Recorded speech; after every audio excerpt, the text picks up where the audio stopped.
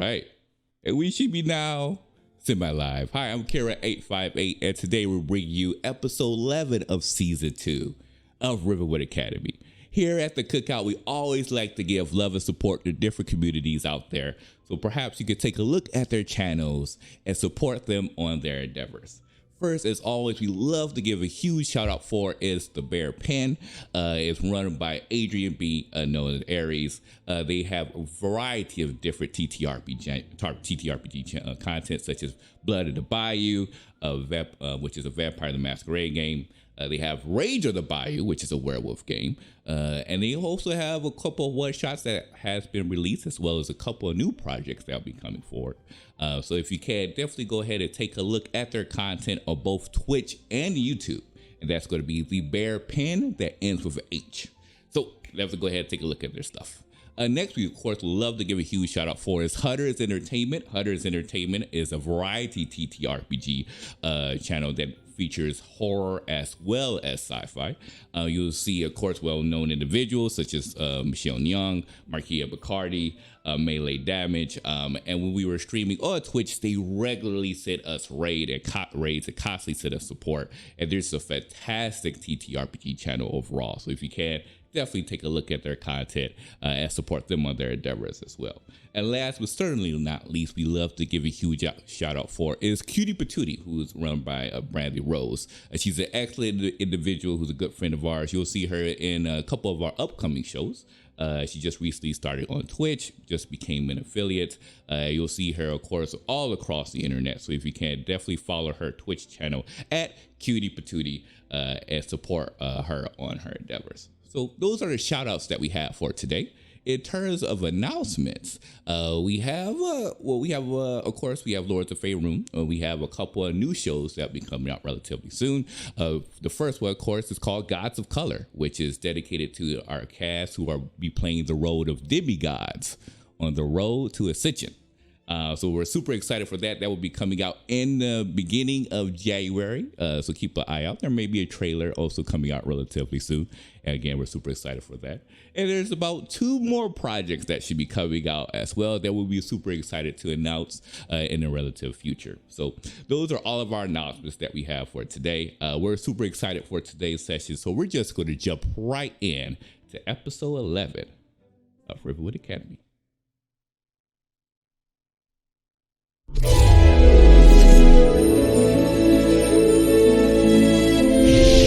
Micah, Ardris, Meaty, Kellen,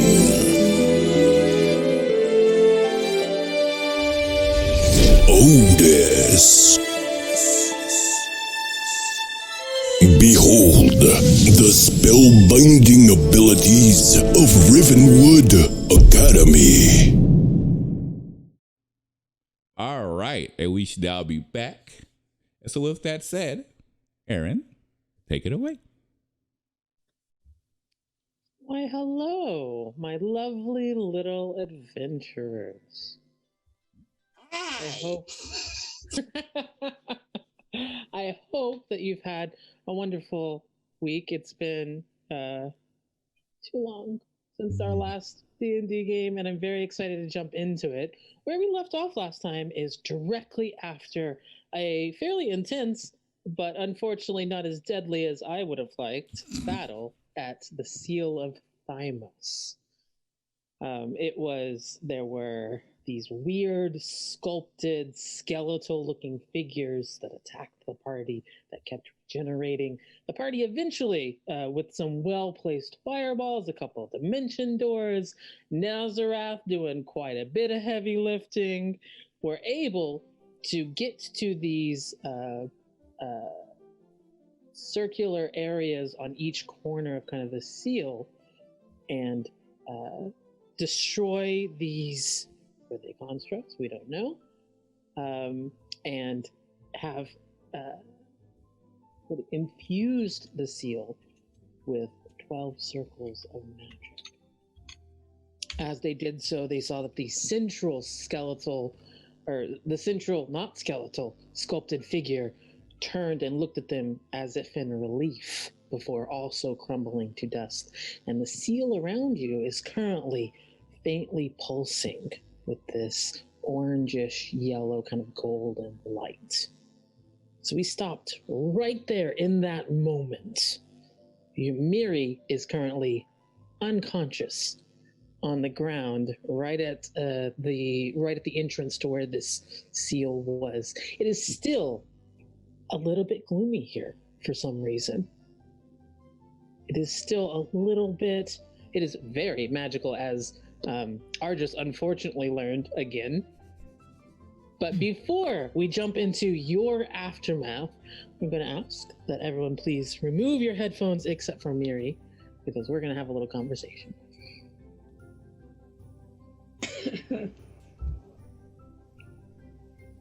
Hey, Mary, how's it going? Hi. Passed out currently. Yes.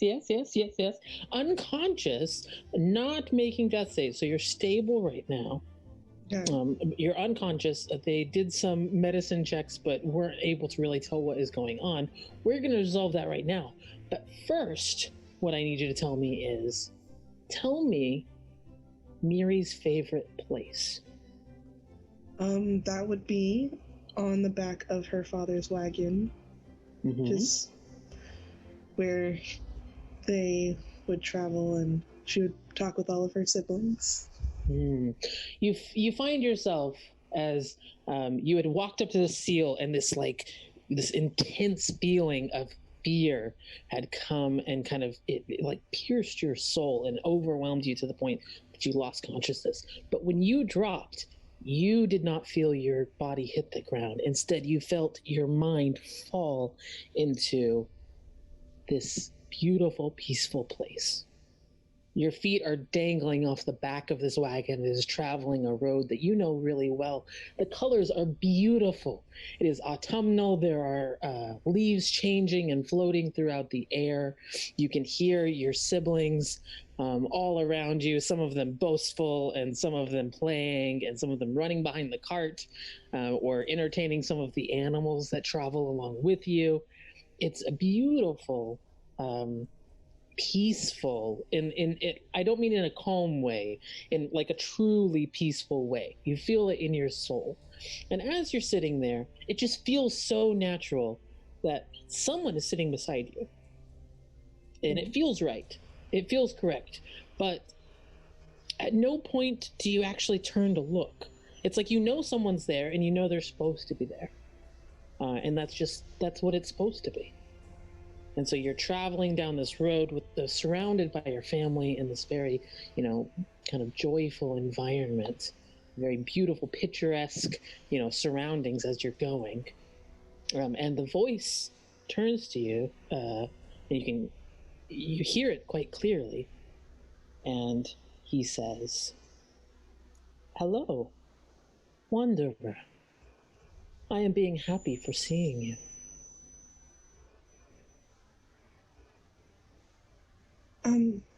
Hello? This is being very nice. Very pleasant. I am pleasing for... It's a very pleasant drive, yes. Yeah. I am always having such a soft spot for the people who are wandering, are traveling, who seek out the new and the different and the strange. And I am liking your spirit, Miri. Do I know you? Because I don't remember telling you my name. Oh, well. If you are knowing me, this is being a tricky question. But I am knowing you, and I am thinking we are meeting before. It's interesting, as this person is speaking, they speak with like a surety and a confidence, so it doesn't sound like they're hesitating over their words, but the syntax is weird. it is like someone who learned like common very late in life or something. Like the accent is perfect, but the grammar and like the way the sentences are being constructed has kind of this almost alien quality to it. Like somebody who did not learn this language in the way that you have learned this language. I am wondering, Miri, you are wanting what? And you turn your head. And as you turn your head, you're no longer on the back of the wagon. As you turn your head, you're in front of this beautiful, large, magnificent table that stretches out in front of you to the left and to the right. And you can tell, if you looked behind you, the room is dizzyingly, like impossibly large and just full of everything. And as you see the table in front of you, there's everything on it. There's armor and weapons and toys and food and jewelry and just like literally anything you can think of is on this table. And the presence that had been sitting beside you, you can now feel is standing behind you. And there's this brightness that is kind of coming over your shoulders and spilling onto the table in front of you.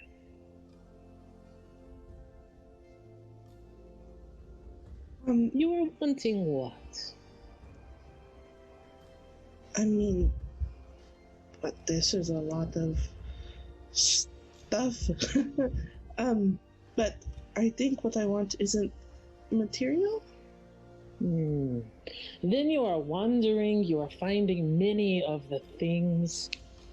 It is interesting. It is not material. This is meaning you are knowing what it is, yes? I think I do. I mean, it gets a bit complicated, but I mostly just want to see my friends be safe and not get in trouble. And I want to keep traveling with them and doing everything with them.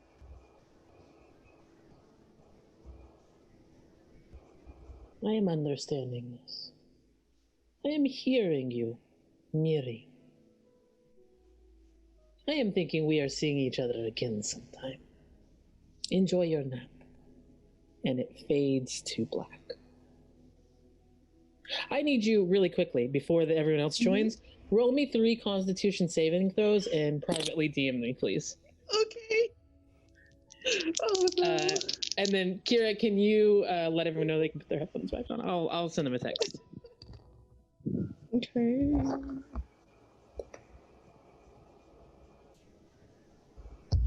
I'm gonna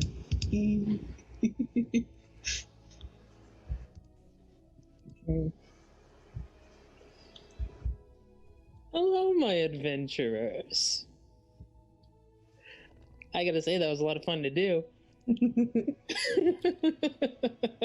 All right, while Miri is thinking and doing whatever Miri is doing, the rest of you are standing in the middle of victory on this little battlefield.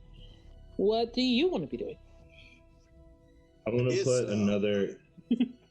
I want to put another third level spell slot into the shield.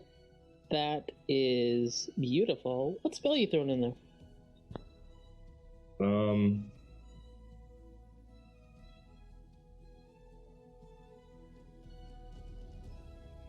Can I cast a spell as a part of doing this, which would be a reaction? What are you reacting to? Well, I'm trying to charge it, but you asked me what spell I'm casting, so if I cast a spell when I charge it, I know which one I want to do. Well, tell me what it is. Counterspell. Ooh, that sounds dangerous. Why don't you go ahead and roll me an Arcana check?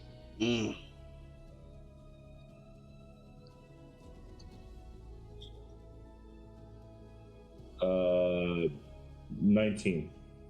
19.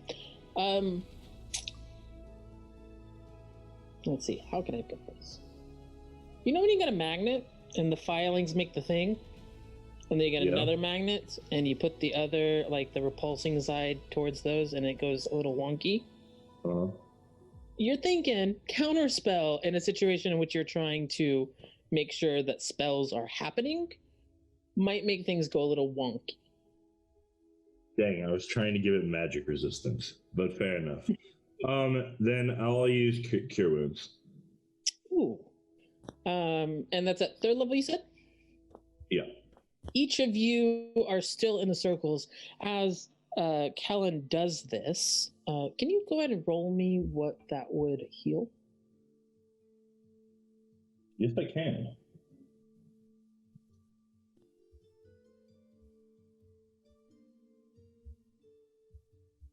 $15 points. You watch as Kellen extends his hands out, and this kind of purplish, dark purple, kind of almost black energy comes from him. And as it sinks into that circle, you watch as it ripples through this whole seal. The seal itself, that is glowing orange and yellow, does seem to flicker a little bit brighter, but everyone who is inside of a circle, you have just healed 15 points. Ooh, nifty. So it seems like effects are transferred. Okay. Whoa. Did y'all feel that? Indeed, we did. I would greatly appreciate it if we did not go experimenting inside of the magical seal, holding back unimaginable horrors. Perhaps we should leave, return to the professor, and rest for a bit. I don't want. Because you two are the furthest away from each other. But it absorbed some of the magic too. Did you see that part? Yes. Well, I think this is how we get it like supercharged or something. I'm just picturing both of you like yelling, like Yes, I'm trying from to so far away. stage yelling. Yes, I'm trying to stage yell. To actually. Difficult to do in Ardris's accent and demeanor. It's very difficult, yes. Just imagine it in your mind. We'll paint a better picture for you. The next battle's fully a theater of the mind, but this is also that battle. Project Otis knows. From the diaphragm. Does Otis know if Miri is awake? Or is she awake is a better question. From where you're standing, you look over to where Miri's body is lying on the ground. It's still lying on the ground. If she's awake, she's not moving. Well, Otis would like to, he would probably assess Miri. That's his highest priority. Yeah, give me just a second. Miri, did you private DM me on Discord? It was on Discord. Okay. Let me pop over there real quick. Ooh, all right. Cool. So you're gonna move out of the circle, go over to Miri, and run a medicine check? Well, didn't Otis bring Miri into the circle with him? Yeah. Yeah. So they're next to each other pretty much. Mhm. Because he carried her there. Yeah. Did you? Because I remember you were trying to teleport her and you couldn't. No, that was at the beginning. That was in the beginning. And remember, I said, like, well, I can't teleport her. Otis will just have to eat it. It So carried he picked her up and took both attacks of opportunity and made it into the circle. Because he got that nat you were 20 a on the hero. string. You're a hero. That's right. That's right. All right. So Miri is at your feet, still not moving. Yeah. So you want that medicine check? Well, it depends. Are you trying to find medicine? What are you trying to find out? He's just trying to see, like, how Miri became unconscious. Is there anything that he knows that he can do to make her okay? Because he's no doctor. Well, let's start with medicine and see if you can get any information out of that. I tell you what, I'll let you make 2 rolls for me. Make me a medicine check and then make me just a general perception check so we can see. You got it. Maybe spot something that's not medical, but it will give you some information. Okay, medicine first. Oh, yeah, that's right. Medicine's connected to wisdom. That's so weird. Yeah, it is.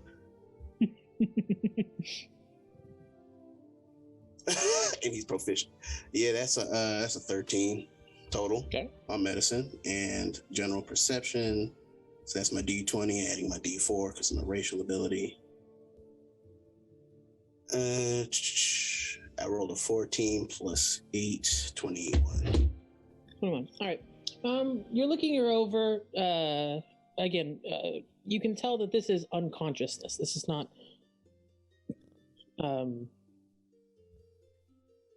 Like she's not. I don't know, faking it. She's not just laying there like, hey, playing possum or whatever. Dead. She is alive. She is breathing.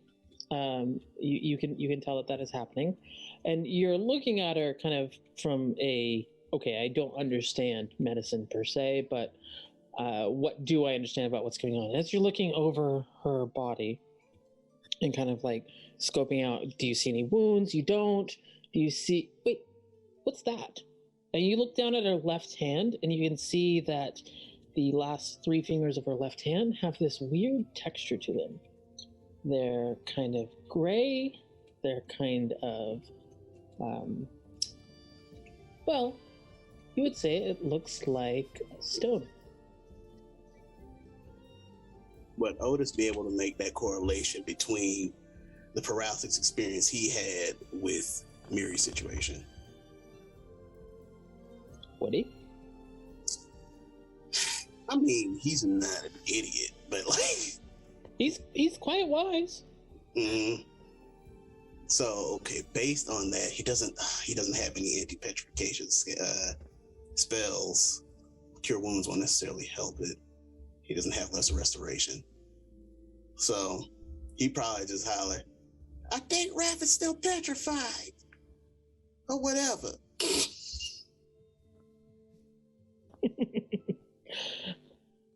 Argus is going to step out of the circle and wait to see if something happens.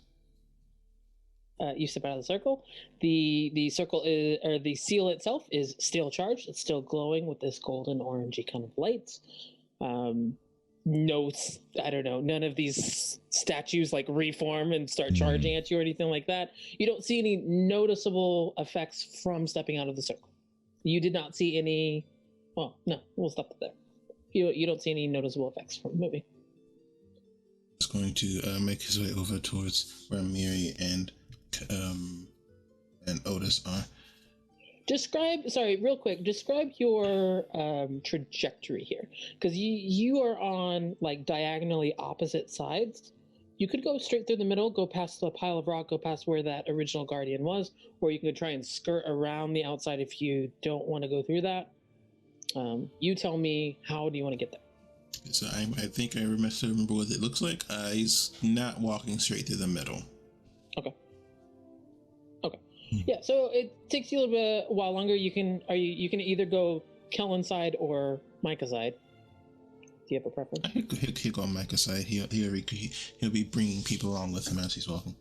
Okay, so you begin to skirt the top of this seal and then come down the left-hand side. And as you do, you'll pass Micah in the top left-hand circle. Come. If we are done here, Micah? We're done?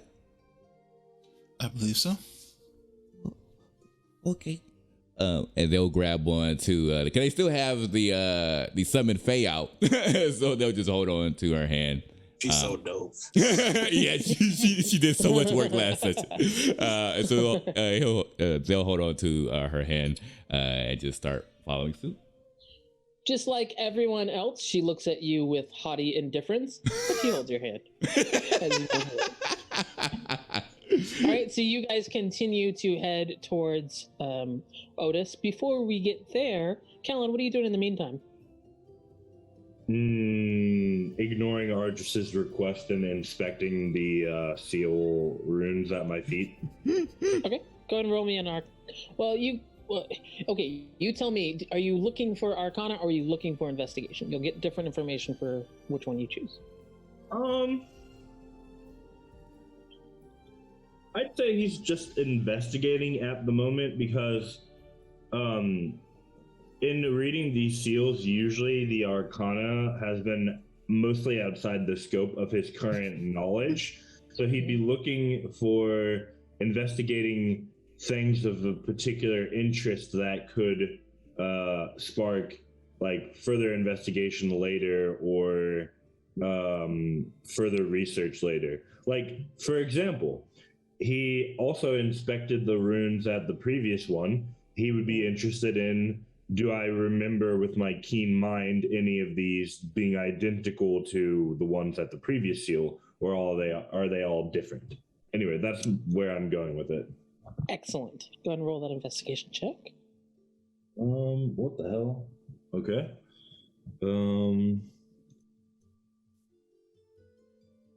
That is 11. Ooh, uncharacteristically low for you. By far. So, actually don't have proficiency in investigation, apparently. Man. Interesting. What? Okay. Yeah. Plot twist of the century right there. Okay. You look down. I will say, with keen mind, you do notice that some of these seem familiar. Okay. Based on something you've seen before. I have plenty of information I could give you, but on an 11, I'm going to say that the sum total of the seal itself is a lot of information. So you are cataloging stuff that maybe later you'll be able to process further. But right now, Yeah. it's not. Nothing's clicking. Can I add like a piece of parchment of like sketched runes that all appeared in both of them? Absolutely. Okay. Absolutely. I will say that you will probably want to revisit that parchment in the future and try to see if you can come up with more or other similarities. So you've got like maybe 4 or 5 that you're like, okay, I know I saw this one. Okay, I know I saw this one. But you don't feel like that's the total picture of kind of how these two relate. I think for this one, we've boosted it 18 slots, right? You were at 12. You just 12, added yeah. another 3, so that's 15. So 15? Mhm. Okay. Yeah.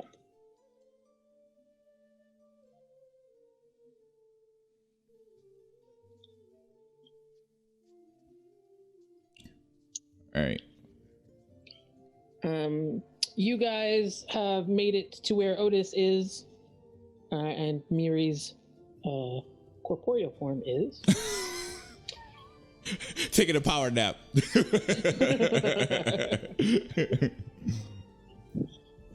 like to examine Miri and see if there's anything wrong with her. Make a medicine check. Is there any other check I can make? I'm not very good. I mean, if you hadn't phrased it, see if anything's Yeah. wrong with her, I would have tried to do something else. Could I see if there's anything magically wrong with her? Want to risk that detect magic again? Oh, well, rip. Rip. I rolled a 2. I rolled a 2, so that's a 3 total.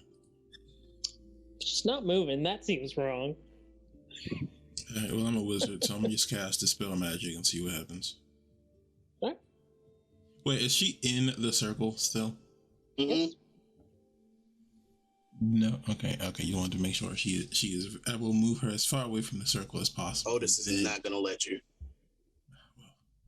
That's- Otis is not going to let you, Doug. So He's staring daggers at you Arjus right goes now. to cast a spell and is like, wait. I've analyzed my surroundings. This feels like a bad idea. Goes to reach for Miri's shoulder in order to shift her out, and Otis does what? Otis is literally going to like swat his hand away and stare daggers at Arjus dead in the eye. Not happy. What? Ooh. We have to move her from here, or we cannot help her. I will not risk the fate of the world for no real reason. I don't have to do anything you tell me to do. Don't have to. Think so? I love that bird. But do you have any way of helping her? I don't know, but I'll figure something out. It's better than what you do. Don't have one. Whose side are you on? He says, Suit yourself. Your side. Everyone else ready to leave?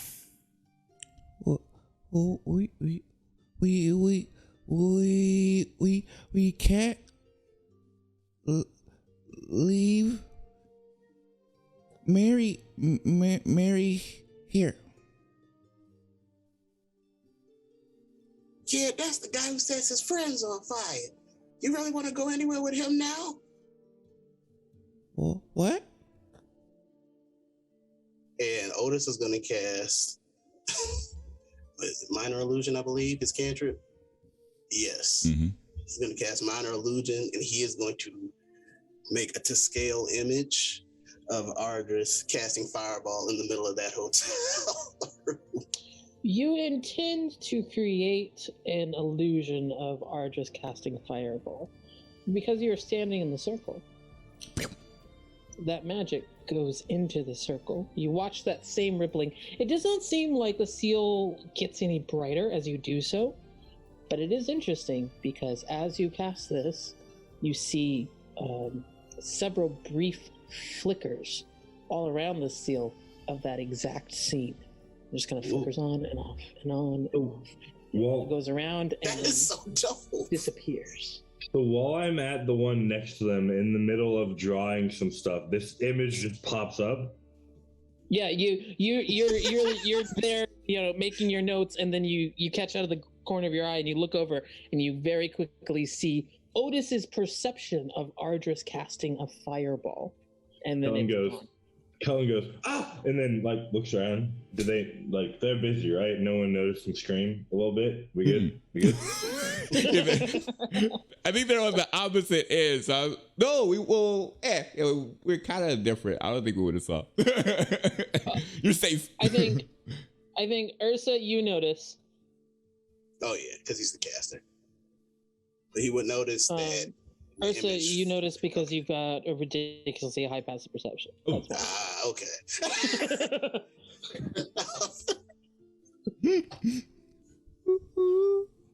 Whatever, I'll show you later. Well, we have to go back. Well, Mom can help. I trust her more than I trust him. Otis will go try and pick up Miri. I mean, does that nat 20 from the strength carry over? Or you want me to roll it again, Aaron? It's been a while. Go and roll it again. I mean, not only has it been a while, but you've emotionally been kind of all over the place in the last couple seconds. So I think that's true. Fair that you're doing it again. Did I didn't use my ring for the day, did I? Is Kellen done sketching at this point? For enhanceability. Yeah.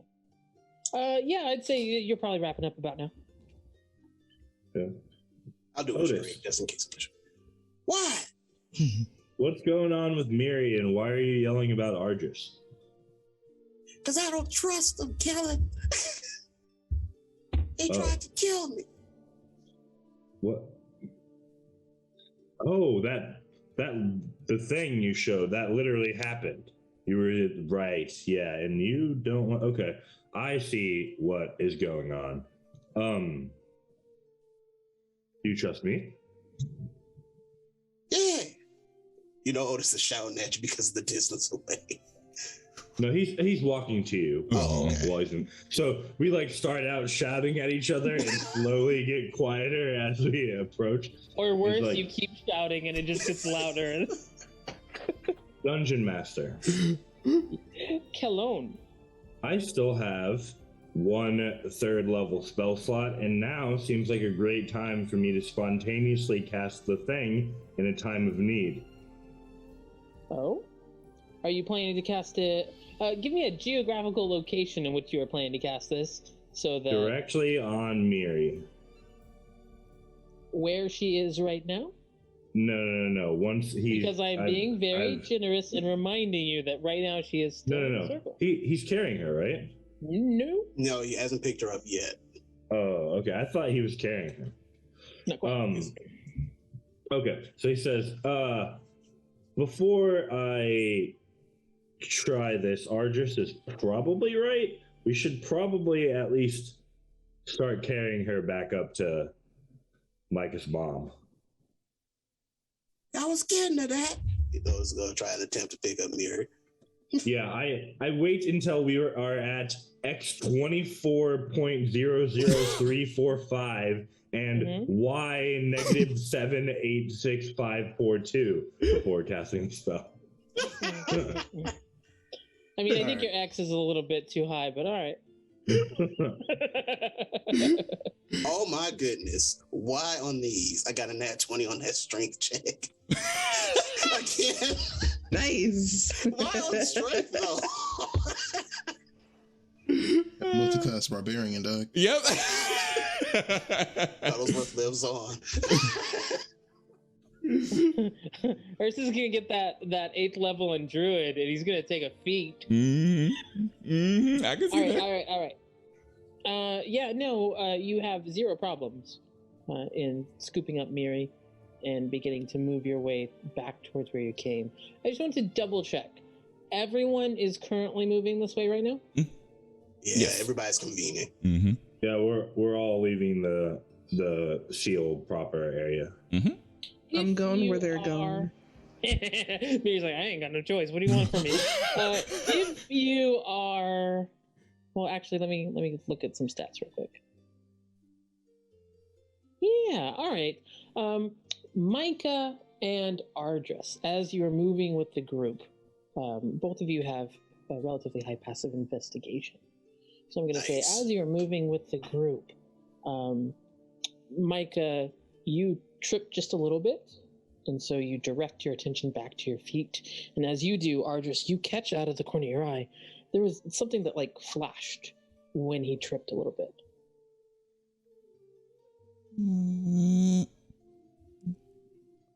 On a moment. Michael would try to look down at what the item is. So as you're walking from that circle back towards like this kind of exit point, you went through where some of those statues had been destroyed, where that rubble was, and what you kicked, you look down and you realize that looks like is that a gem? Oh, Micah will pick up the gem to see what it looks like. It is a rather impressively sized ruby. Oh. You know, it's interesting as you're kind of looking at it, because it is rather large. You're like, huh, that is kind of eyeball sized. Hmm? Why ruby size of eye? Huge, big ruby. I did not know. Could have been some sort of spell component, perhaps, but I don't know of any off the top of my head that require such a thing. Are there other ones around?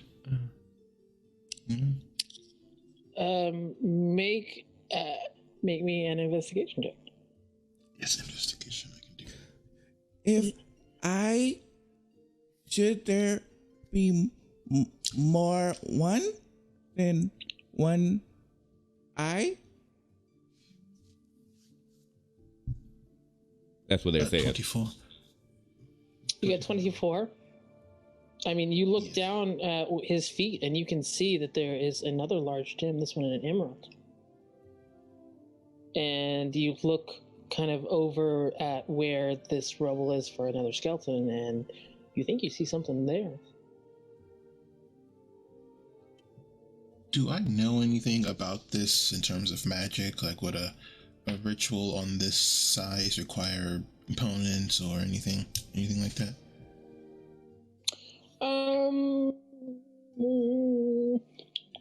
Did you roll an Arcana check for this seal already? I don't know, but probably. I feel like I would have. I mean, I feel like you probably did, but roll me another one since I don't remember. Well, I can tell you one thing. They were different colors in game as well, right? The statues? Oh yeah. Mm-hmm. Like when we saw the different teams of them, they were actually those different colors, weren't they? Yeah. Well, or was that just for you? Yeah, that's what I was trying to figure out. They weren't as obvious as like the way that I colored them on the map. Gotcha. But there were differences. I don't think any of you really took time to take more stock because battle hit so quickly. But I think as you were mowing them down mercilessly and preventing me from doing all of the cool stuff that they would do normally, I think you would have noticed that there was some variation. It's interesting since I'm some not of bitter them at all. were Don't worry about it.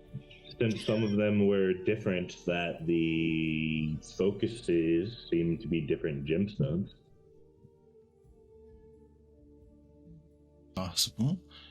And he will attempt to take one and see if anything. Well, You pick it up off the ground. I have the ruby. I just jab it into my component pouch. You pick it up off the ground.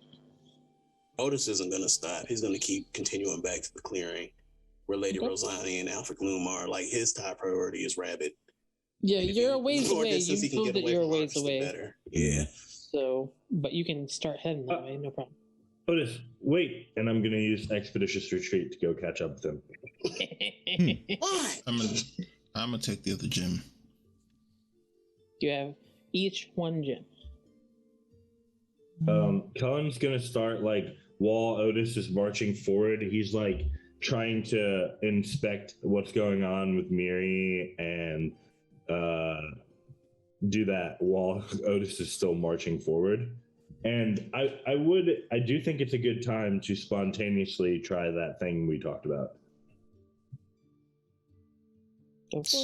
Secrets. He's like, counterspell won't work, and then we got the healing. Healing didn't seem to work. She was in the circle for the thingy. And then Kellen casts spontaneously dispel magic, which he has not learned. And what does that look like? Do you remember? Did we talk about this already? Briefly. I do not remember. Do you remember? Because I mean, I do. Okay. But that's okay. If you don't it. remember, you just tell me what it looks like.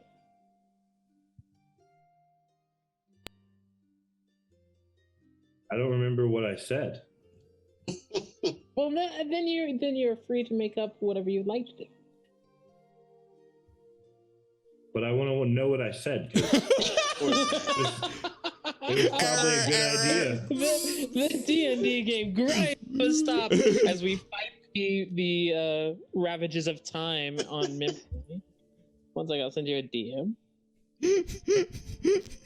I mean, you can just say it. I don't mind if you just say it. Nah, you gotta put that work in on me.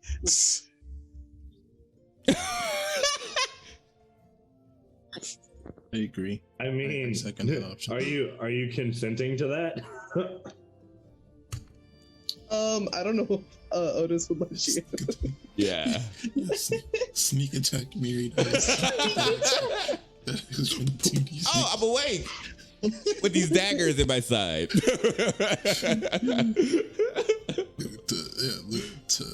Don't you have like a psychic dagger or something? Like a telepathic one or something?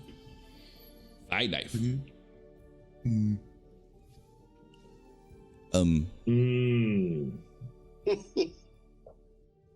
I hope that answers your question.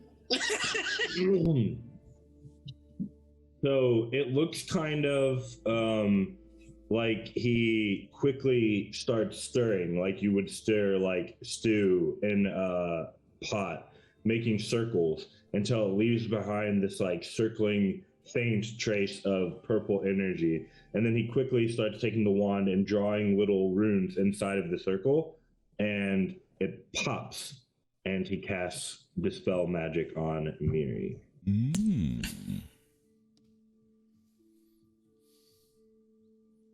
Give me just a second to resolve some stuff. Oh, Talk amongst yourselves. You need a moment. Mm-hmm. Oh. See, I knew I wanted to know what it was because my idea was pretty cool. This is a very fancy gemstone we found here. Two of them. We found two of them, a ruby and an emerald. So, this will Hopefully we can sell it. This will allow me to finally be able to do summon construct or summon elemental. Those things are expensive. I mean, who has 300 gold on standby? I think it's like 300. We got 400 in gold in gem You just need to kill. items. Just steal a dragon's hoard. That will be fine. So I got to steal from my mom? I'm Nah, come fam. back to you here in a second. Okay. I'm gonna come back to you here in a second. I'm gonna jump back to Artist Mike really quick. What are you doing? Oh. No, we going. I'm going to catch up with the other people. Mm-hmm. I got the thing. Yeah, well, All right. Okay. So everyone has left this little valley area. You're heading down the path.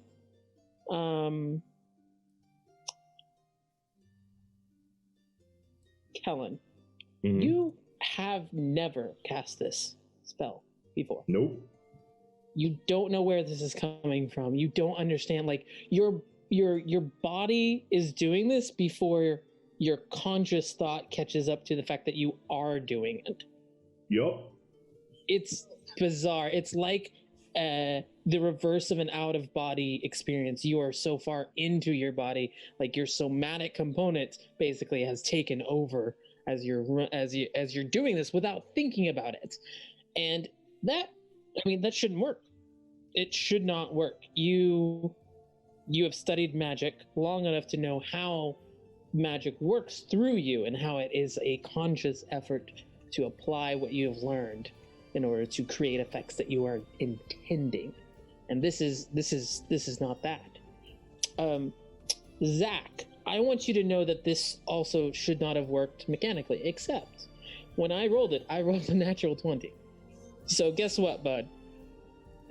Hey. Should not have worked on any level, textual or subtextual. And yet somehow, as you finish doing this, you hear that pop. And Otis, as you're carrying Micah, you look down at that Discord. Miri. I ain't got the pistol. Sorry. Too many names, No, you yo. good, you good. Otis, as you're carrying Miri, you look down at her hand, and where you saw her hand had beginning to turn to stone, you see it begins to just flake off. And below it is healthy, normal Miri hand.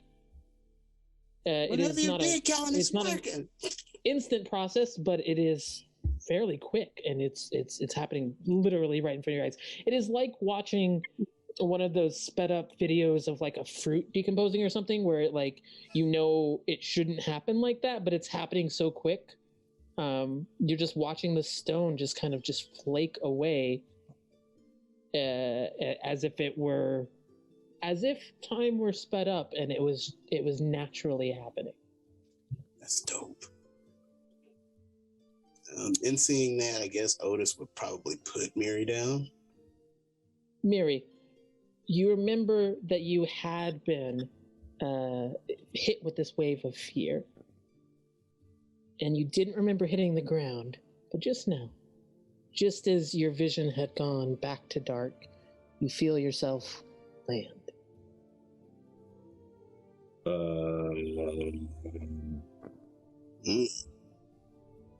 You were at 15 hit points from the previous healing. I didn't take any damage in. You did, but you're at 15 hit points. I'll just tell you that.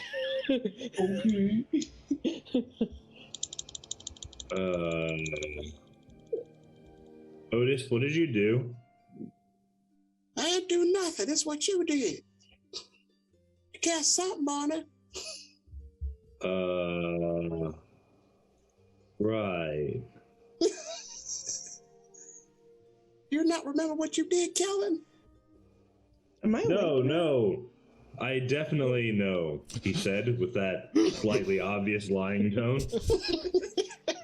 Miri, yes, at 15 hit points, you are, like, it felt like gently falling kind of back down into a bed. It's like waking up. You are now as if you had fallen asleep, awakening. Okay. Standing over you is Otis, who's kind of kneeling beside you and is still kind of got his hands around like your shoulders and under your knees, and Kellen is standing behind him. You can't see the other two from your current position. Why is everybody standing up? Rabbit, you're okay. Yeah, I'm okay. Do you remember what happened? We were going to that thing over there, and then I fell. I was kind of, I felt a little scared, but no, I'm okay now. I'm a little sore though. Hey I'll guys, bet you just kind of dead body the ground. Yeah. I hate to do this to you. I need everyone to remove your headphones one more time real quick. It's gonna take 5. Wait. Okay.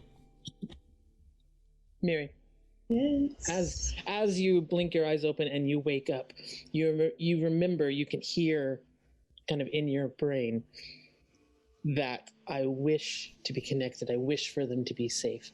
And as you look down, like at your chest, you can see there's this faint red string, and it is connecting you to Otis and to Kellen.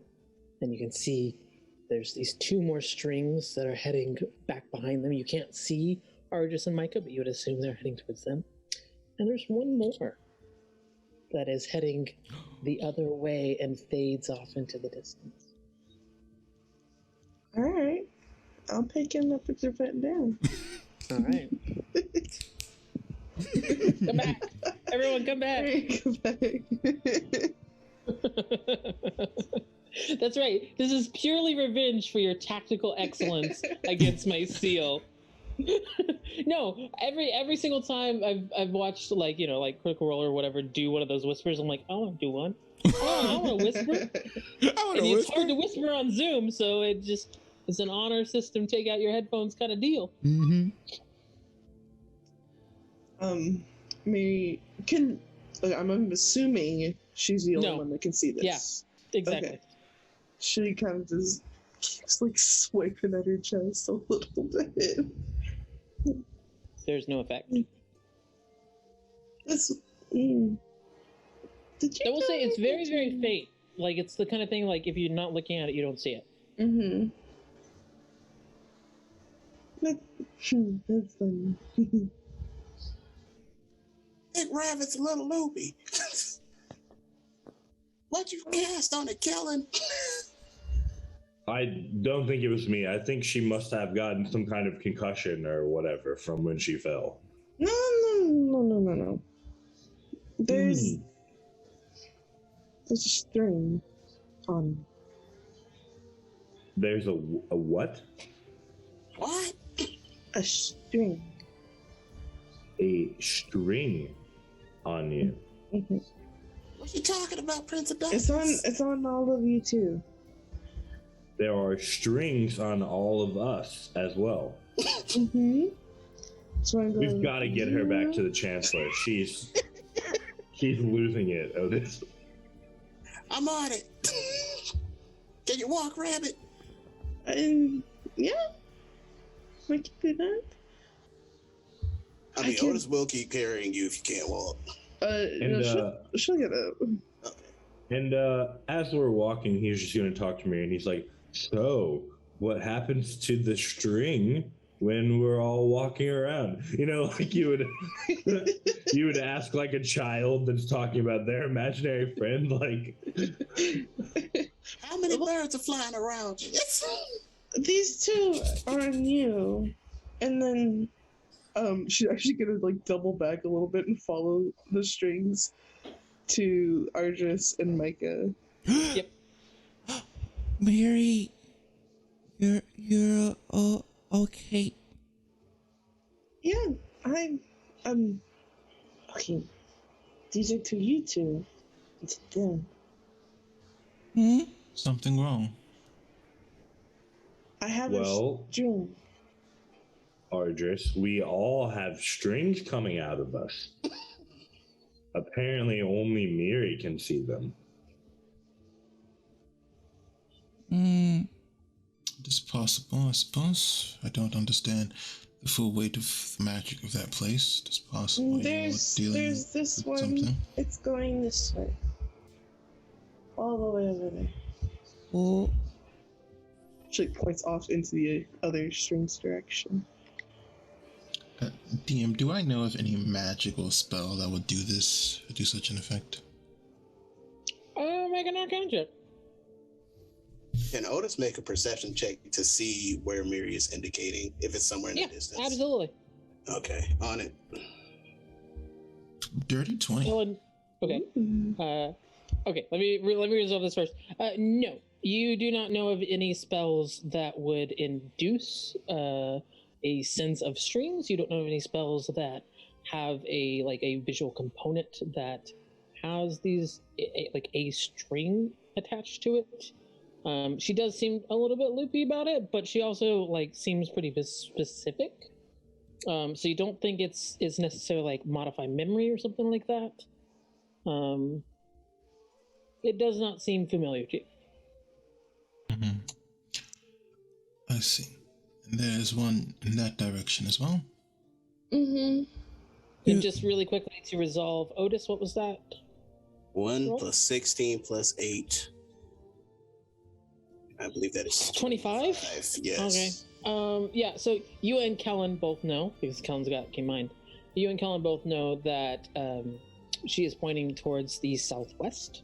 It is generally in the direction of travel you will have after you get back to where you left Loom and Rosani. That is, it is vaguely in the direction of school. I'm not saying it's pointed at the school or something like that, or not the school, the Theratomia where you're planning to meet with everyone, but it is vaguely in the direction of travel that you're going. Okay. Miri. Ardris, I need the map. And Miri, point in the directions of the other strings. Ardris will remove his map. Oh, Mary, you might be Miri, muted. muted. Yeah, probably hardware muted. Yeah. They're all right here with us. No, just generally point in the direction. Oh, she'll point to all of them. Wherever they're standing. I'm just looking directionally. Does it all match up with the other sites? That's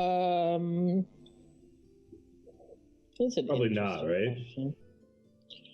The way that the sites for the seals are distributed around the continent, it's kind of difficult because it's kind of literally in a circle from where you are, except for, kind of where you are.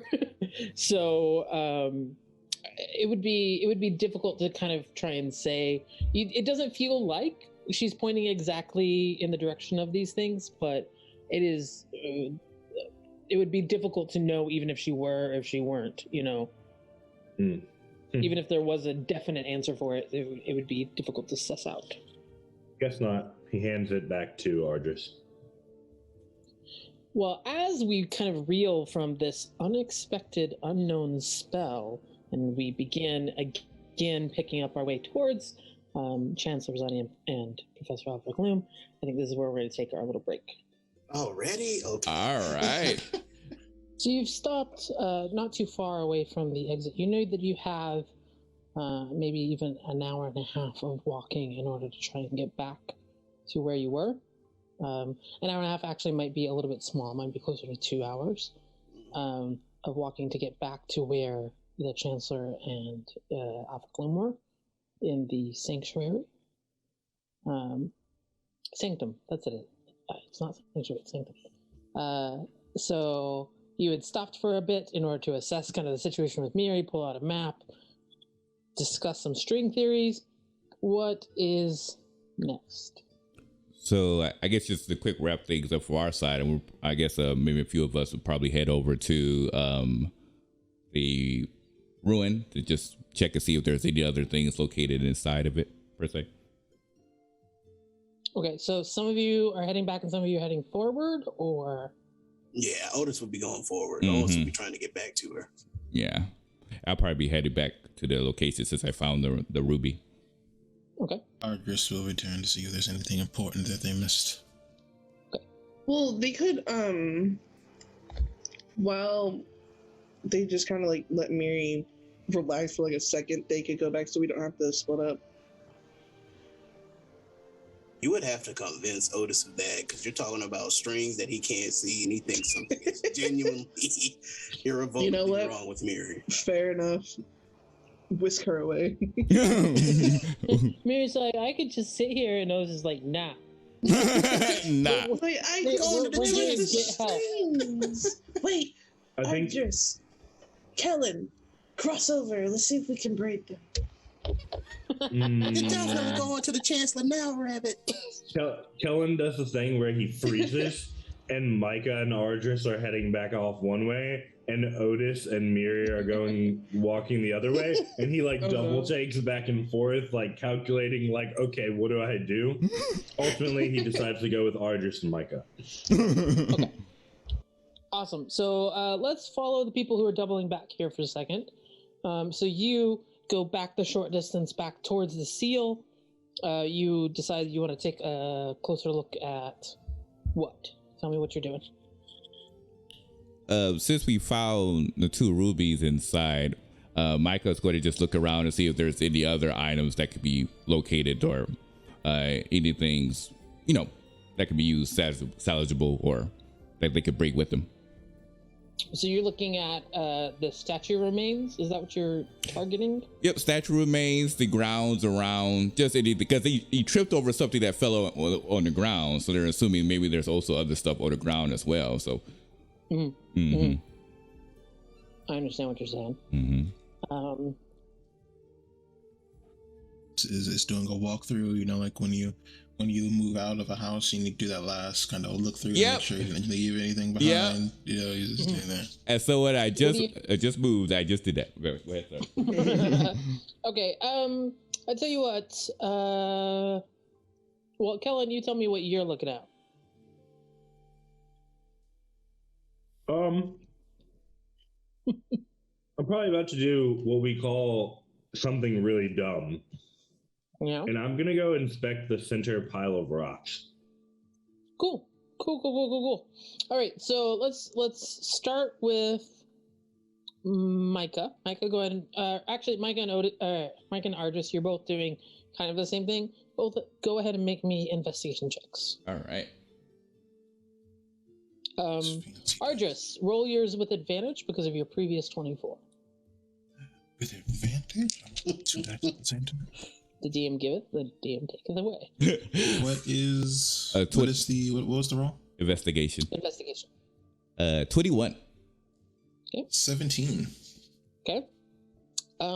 Between the two of you, as you go through all of these like small piles of rubble from the something like 24 different statues that you destroyed, you find in total, including the 2 you already found, 11 of these gems. They are a variety of different types. There's some rubies, there's some emeralds, there's some blue sapphires. What's the yellow one? I'm very bad at gem names. Topaz? Sure. Then why not? It is now. So you find 11 of these, and they are, like I said, large. Based on your general knowledge of how currency works, you would imagine 100 GP for each would be the low end of the spectrum. Yay! Ooh, wee. All right, well, I don't believe there's anything else here out of the ordinary. Kellen, you pass, in order to get to where the rocks are all passed up, you have to pass by where that one central statue fell. Do you want to stop and look at it, or do you want to look at the rocks? I would like to stop and look at the central statue thing. It seemed really old and sad, so, Yeah, and old and sad are both things that immediately get Kellen's attention, so. No wonder he took reminds you of a future life. I hear you. Go ahead and roll investigation for that. Okay. Oh, sorry. Is there any... Good. Sorry, quick side question. Does the 11 include the 2 that we originally found, or would that make it a total of 13? No, it includes the 2. So Okay, it's gotcha. 11 total that you found. Gotcha. Is there any way I can argue that I take my time at this and potentially get advantage? Oh, we've never done this before, I think, but I do have a rule that's called taking a 20. So you can choose, if you're in a situation in which time is not a factor, to take a 20. What that means is you get all of the positive benefits that you can gain from something because you're taking your time, but you also trigger all of the negative events that would happen if you screwed up during that time. So it is your choice if you want to say, I will take a 20 for this, and I will take all of the outcomes that would come from doing this action over an extended period of time. That's a fun rule. It was a rule that was in my very first game that I ever played in D&D, and I loved doing it because there were so many times where they'd ask you to do something that's like, my character would be an expert at this, you know, it doesn't make a whole lot of sense to roll. I have lots of time to develop. Let me just take that 20. You know, that seems like a really weighty decision that should maybe be thought out. And yes, absolutely, I'm doing that right now. Yeah. No, I knew it was catnip to the Kellen in the group. You sit down kind of towards the base. It's interesting, as this one became rubble, it did not become like the others did, like these small flakes. You can still see bits of the statue. You can see like a kind of face that has been cleft in half and bits of a hand that are still in one piece. And as you're looking, you notice that where the neck would be, there appears to be something like a necklace. It appears to be made of metal. As you're checking over, you do not trigger any negative effects, so there's no like saves you need to make or anything like that. But I will say, because you took the 20 and you took the risk, and I like to reward risk-taking sometimes, you are thinking about how, like, this statue never once looked at any of you while you were doing all of this. Its focus, if it was, in fact, focusing and not just, like, dormant, was always at that pile of rocks. Oh, he knows. So I'll move on to that next. Mm-hmm. Is this, the taking 20 thing something that has like a limited use per session? No. If you're willing to risk it, I say that you can take 20 again. So first, what he will do is he will lean down and kind of pat one of the rocks. That looks like it's still kind of shaped in memory of the statue. And he will say, enjoy your next face, which I see as some words that come from his village because of who they are. And it's kind of like a enjoy the next life kind of thing. And then he will walk over and take his time sorting through this giant pile of rubble. Sorry, did you take the necklace when you did that? Not yet. Okay. 1, take inspiration because I really like that roleplay. 2, as you go over to the rock pile, are you taking a 20 here or are you rolling an investigation check? He is taking a 20 here. Okay. So you're shifting some of these rocks, trying to figure out, like, why is there this massive pile of rock in the middle? This doesn't make any sense. As you do, you find 2 things. One is you notice that buried in the center of this, it looks like the column with the 2 divots that you had used at the previous seal in order to imbue it with spells that has been covered up with this rubble. There is also a small chest that you find at the base of this. As you touch it, because you do, I do need a wisdom save throw, please. Good thing I role-played well and just earned myself some inspiration. Okay, let's see what we can do here.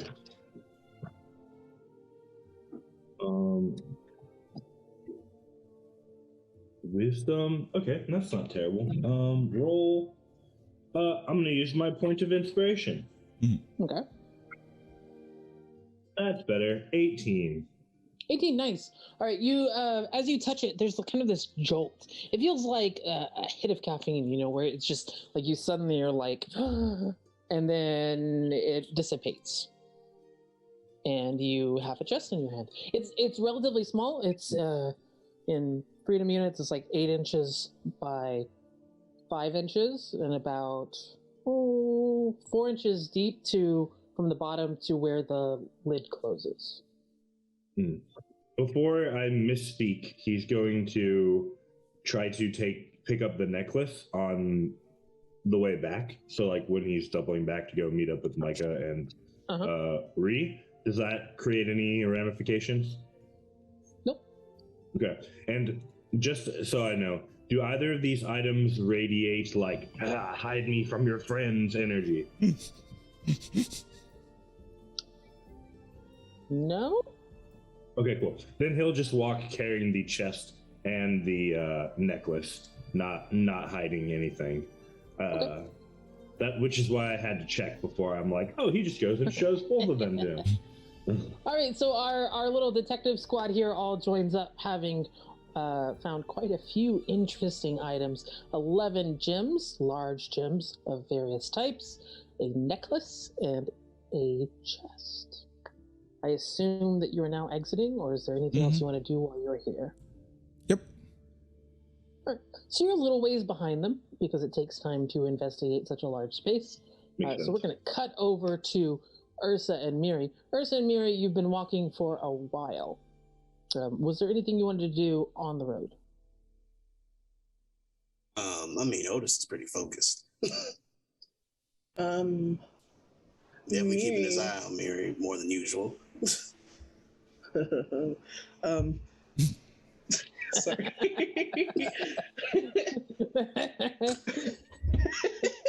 You ain't wrong. So, I think about, I don't know, they're just walking. Miri's just like, why is everybody freaking out? Seeing strengths ain't normal, Rabbit. And a lot's happened when you was out cold. Did anybody get hurt? Yeah, they did. Oh. And if you were to look at Otis, you could tell that he's taking a whooping. Oh no. In that case, she'll cast Healing Word on him. Oh, you don't have to. Thank you, though. She's Ooh, how many points? Did you still take your 15 points of healing as well, though? Yeah, I took the 15 points of healing, but he's still at a deficit because he was at half health at the end of that whole fight. So it's gonna be 7. That's great. That puts me at 52. Nice. Thanks, Rabbit. Well, of course. Basically, you fainted. Bunch of statues came in, jumped us. Then I just saw to get in the circle. And everybody was able to get in the circle except you, because you was on the floor. So I had to get Dazaran to fight everybody. I picked you up and took you into the circle. Then we all put magic in it, and then everything stopped. Now you guys are sounding like the crazy ones. That's what happened. You could ask them when they come back. And I want my hat, Rabbit. Oh, I mean, you could have taken it. It's yours. Otis is looking nervous. Don't forget he got that -1 charisma. He has not thought that far ahead. But I have a question though. What? I mean, what? Do you know my name? You always call me Rabbit. Of course I know your name, Rabbit. I just call you Rabbit. It'd be really nice if you called me by my name sometimes too, you know. Is this a persuasion attempt? Does it need to be? I think it's a roleplay attempt. You tell me how Otis responds to it. I mean, this is a -1 charisma, and he's pretty smitten, so yeah, it would work. Okay, fine, Mary, fine. Thank you. Jeez. Where's my bird? Where's my bird? I love Nazareth so much. You see anything up ahead? Nazareth lands on Mary's shoulders and like turns and looks at Mary and says, "Mary," and then flies ahead of you for a little bit, and then flies back and then gives the bird equivalent of a shrug. Wings out, kind of like, seesaws a little bit. Yeah, and Otis would probably understand her. Yeah. It'd be like, well, she doesn't see anything crazy, so I guess it's gonna be smooth sailing to get back to where we was. Where are we going anyway? You remember back to the Chancellor where we was in that clearing? Oh. Oh no. So you are moving forward. I'm gonna speed this up just a little bit. You're moving forward. You're back to the clearing. As you step out from beneath this, we talked about how it's kind of like an animal trail, sort of, but very clearly marked. You see that weird tree. As you step out, well, there's a couple things you notice. One, there is no massive sanctum thingy, whatever that was. Two, on the ground are quite a few dead Ventrida, as well as some dead giant eagle. Excuse me? You do not currently see Alfric Loom nor Chancellor Rosani. But you do see someone else. Uh-huh. There is a person leaning against the tree, kind of also seeming to take in the space, like kind of looking around to put it all together. Ari, if you wouldn't mind describing what your character looks like. There is I'd say not too tall but not too short, young woman leaning against the tree, looking a bit shocked. She's wearing a kind of a poofy sleeved long shirt with a long skirt that covers her feet. She's got a charcoal gray pinafore over it.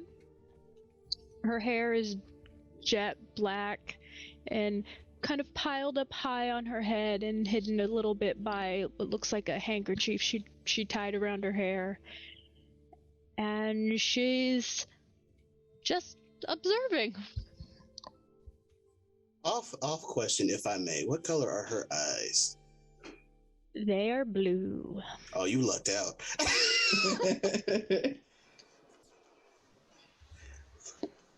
But I was like, Chancellor, Professor, where you guys at? We back. What? Does Miri see the string? Hey, you know what, Mary? It's interesting. As you've been walking, this string has become less translucent towards the end, and you can now see it does end in the woman in front of you. That's where the string is going. Oh, great. It's getting worse. Mary needs help. Hello? Mary's gonna shout out to this new person. Oh, there are other people here. Hello. You don't know what happened here, did you? No. Oh, I see we're in the same boat. Are you one of them fours that the Chancellor does? I beg your pardon? Chancellor Rosati, you know. Lady who can be a dragon. I don't think that this person knows about that. Nice try, Rabbit. She fooled us last time. We didn't know she was a dragon for months. I mean, that's fair. She kind of like pulls out what looks like to be a little notebook out of one of the pockets of her pinafore and writes in it, and then puts it back and just like, okay, where are you two coming from? Is there more people here, or? Well, I'm a bit confused. There was supposed to be people waiting for us here. Not these ones. They're dead, I assume. I killed the smart birds. But whatever. Otis is going to cast Detect Magic to see if he can. Smartest bird. You are the smartest bird, aren't you? I am the smartest bird. I love that bird. Otis will cast Detect Magic. He has had it. He's just never gotten the opportunity to use it. Wild. Yeah, because Kellen and Art just always jump on it. Yeah. So you are casting Detect Magic. What does it look like when you cast Detect Magic? What is the physicality of that for you? Basically, Otis just kind of bangs his quarterstaff on the ground, and literally you see like a glowing red outline, like very faint, translucent, of an owl's head with dilated pupils as he like looks around the area, almost like he has like a little helmet that descends on him. Yeah, so you have 30 feet range that this works on. So as you do this, there's a couple things that you notice. One, the tree gives off a little bit of some magic. Two, all of the like giant eagle like saddles give off a little bit of magic. There's a couple of items or something that seem to be on some of these dead Victrida.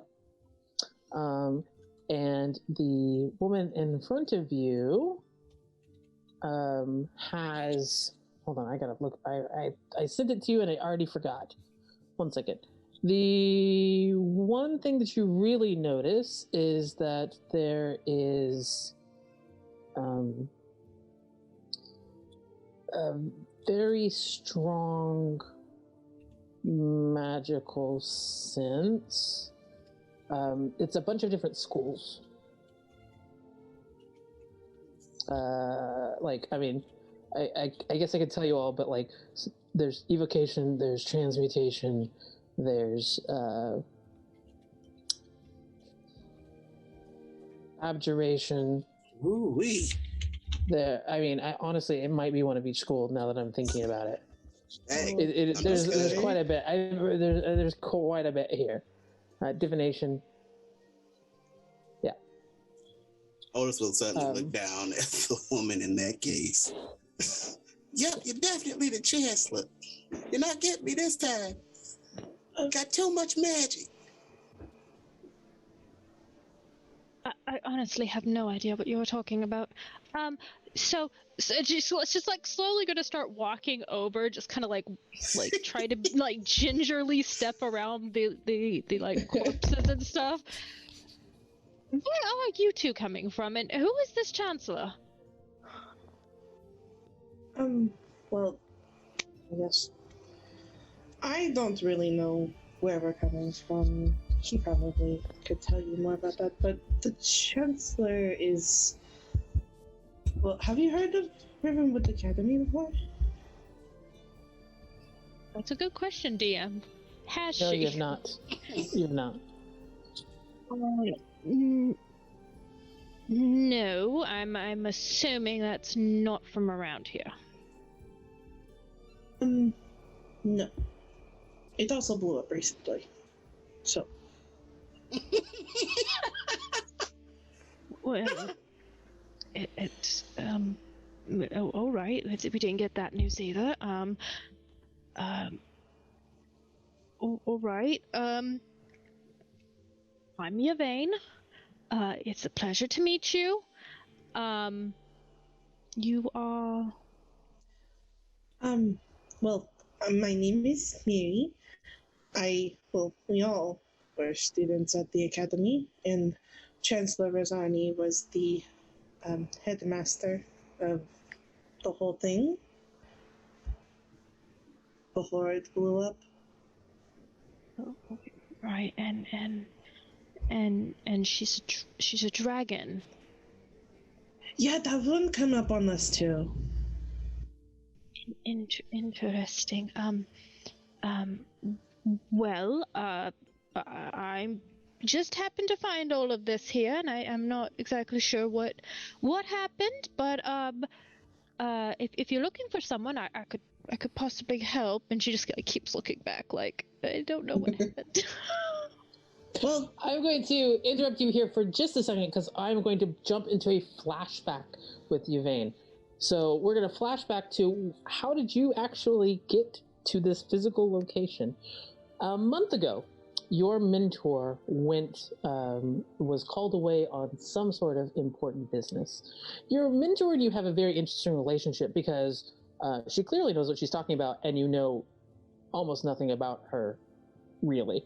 Like you've lived with her for quite some time, and you still like you probably know her name. But like the surrounding information, like all of the important stuff that you would probably figure about someone, she's been very good at kind of just dodging direct questions. So what you figure out is kind of like what you've gleaned during the time that you've known each other. But she's a very good teacher, and you've learned quite a bit from her. About a month ago, she was called away, and she said, "Oh, I'll be back, and it should be nothing. It's probably something small." And then she didn't come back. And so you've traveled from southern Dolendorn, and you've kind of been making your way trying to figure out where should I head next because something's not right. And you've been kind of trusting the process, trusting some perhaps external guidance towards like where you should kind of head, and something pulled you to come this way. So that is how you ended up here, in this area. You don't know anything about Rivenwood Academy at all. You did not hear this blowing up or anything like that. So this is all brand new information for you. Well, you're looking for someone. I'm looking for someone. They're not the same person.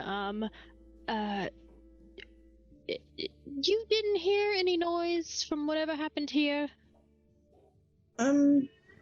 No. We just came over here right now. Right. Well, this is all very unusual.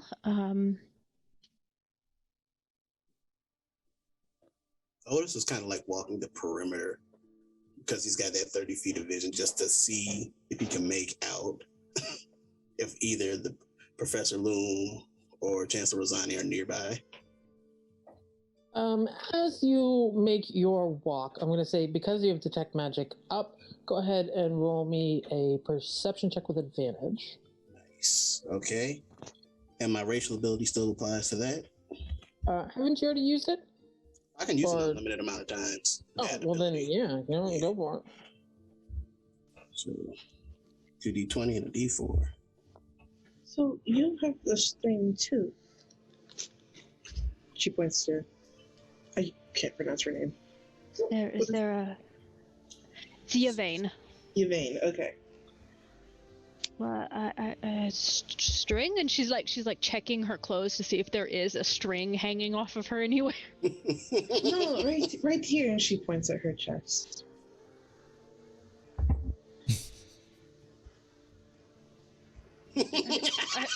Yeah, right there.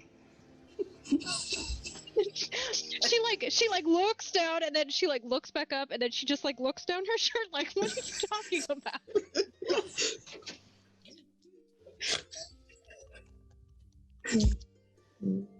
No one else can see it, I guess. I will. I'm just gonna go with it today.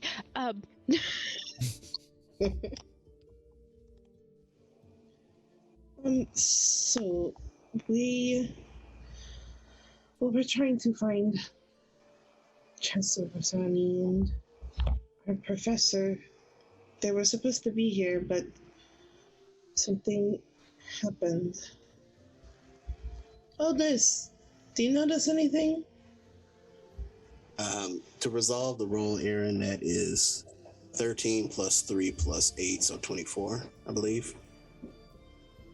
Ooh. All right. Cool. As you walk around, you see that it's not immediately obvious. It's kind of like you're getting a like a smell on the wind, except for it's a magical signature. It is not within your periphery, but you know that some sort of big magic was cast. And you have a general direction. It is to the south and a little bit west. South, a little bit west. There's something about it where you're like, it does not feel familiar. Oh, you know the school, right? Conjuration magic. Okay, yeah, okay. He doesn't know the details, but he probably recognizes it as a magical school. Like he's not like killing her archers. Yeah. He's like, I think I heard one of those people say one time a word started with con, maybe? Canjation, that's it. Canjation. Trey told me that's when you call stuff to do stuff for you, whatever. Oh. But Otis will shout back. Those big magic used, Rabbit. Something about the cat, whatever. Some kind of magic. Ardris, Kellen, and Micah, you are not to this yet, but you hear shouting. It is indistinct. You are unable to tell what is being said. It sounds like important.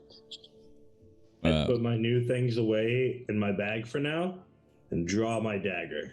Micah completely runs to the location because that's where his mom was. That's where their mom was. So, and then I chase after Micah. So picturing Micah like Naruto running, and then like sprinting behind him. Do we also see the dead people? We're not there yet. We only hear them. Oh. Yeah. So we don't see anything. All right, then. He will move. Who's carrying this chest? It's small. I just put it into my bag. Okay. I was imagining like a pirate's chest. Anyway, he will move to keep up with the others. Okay. So jumping back to the other group, Otis is yelling. Go ahead. Continue. It's some sort of magic or whatever. It came from that way. That's right. And Otis will point to the mostly south, a little bit west direction. Ardris, Micah, and Kellen, as you run out, here's what you see.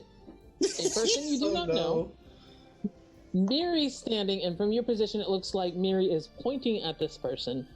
And then, as you step further, you see Otis, who is pointing away from the both of them to the south. Yeah, we see the dead bodies on the ground that looks like Verbana agents. And you see that the Sanctum is not there. You see the Ventrida, and you do not see Loom or Rosani. So as Micah darts forward to the area, he says,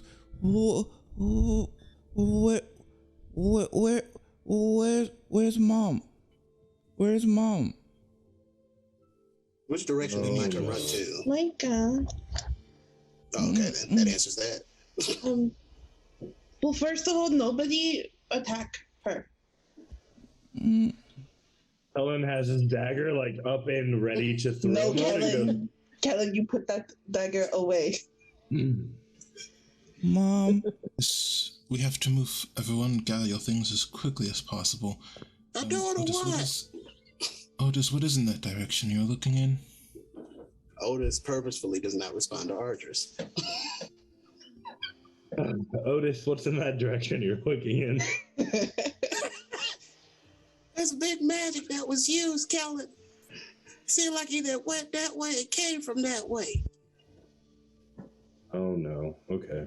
We came What? and this was already here. And she has the string too on her. Rabbit's getting worse. I assure you there's no string. Oh, whatever.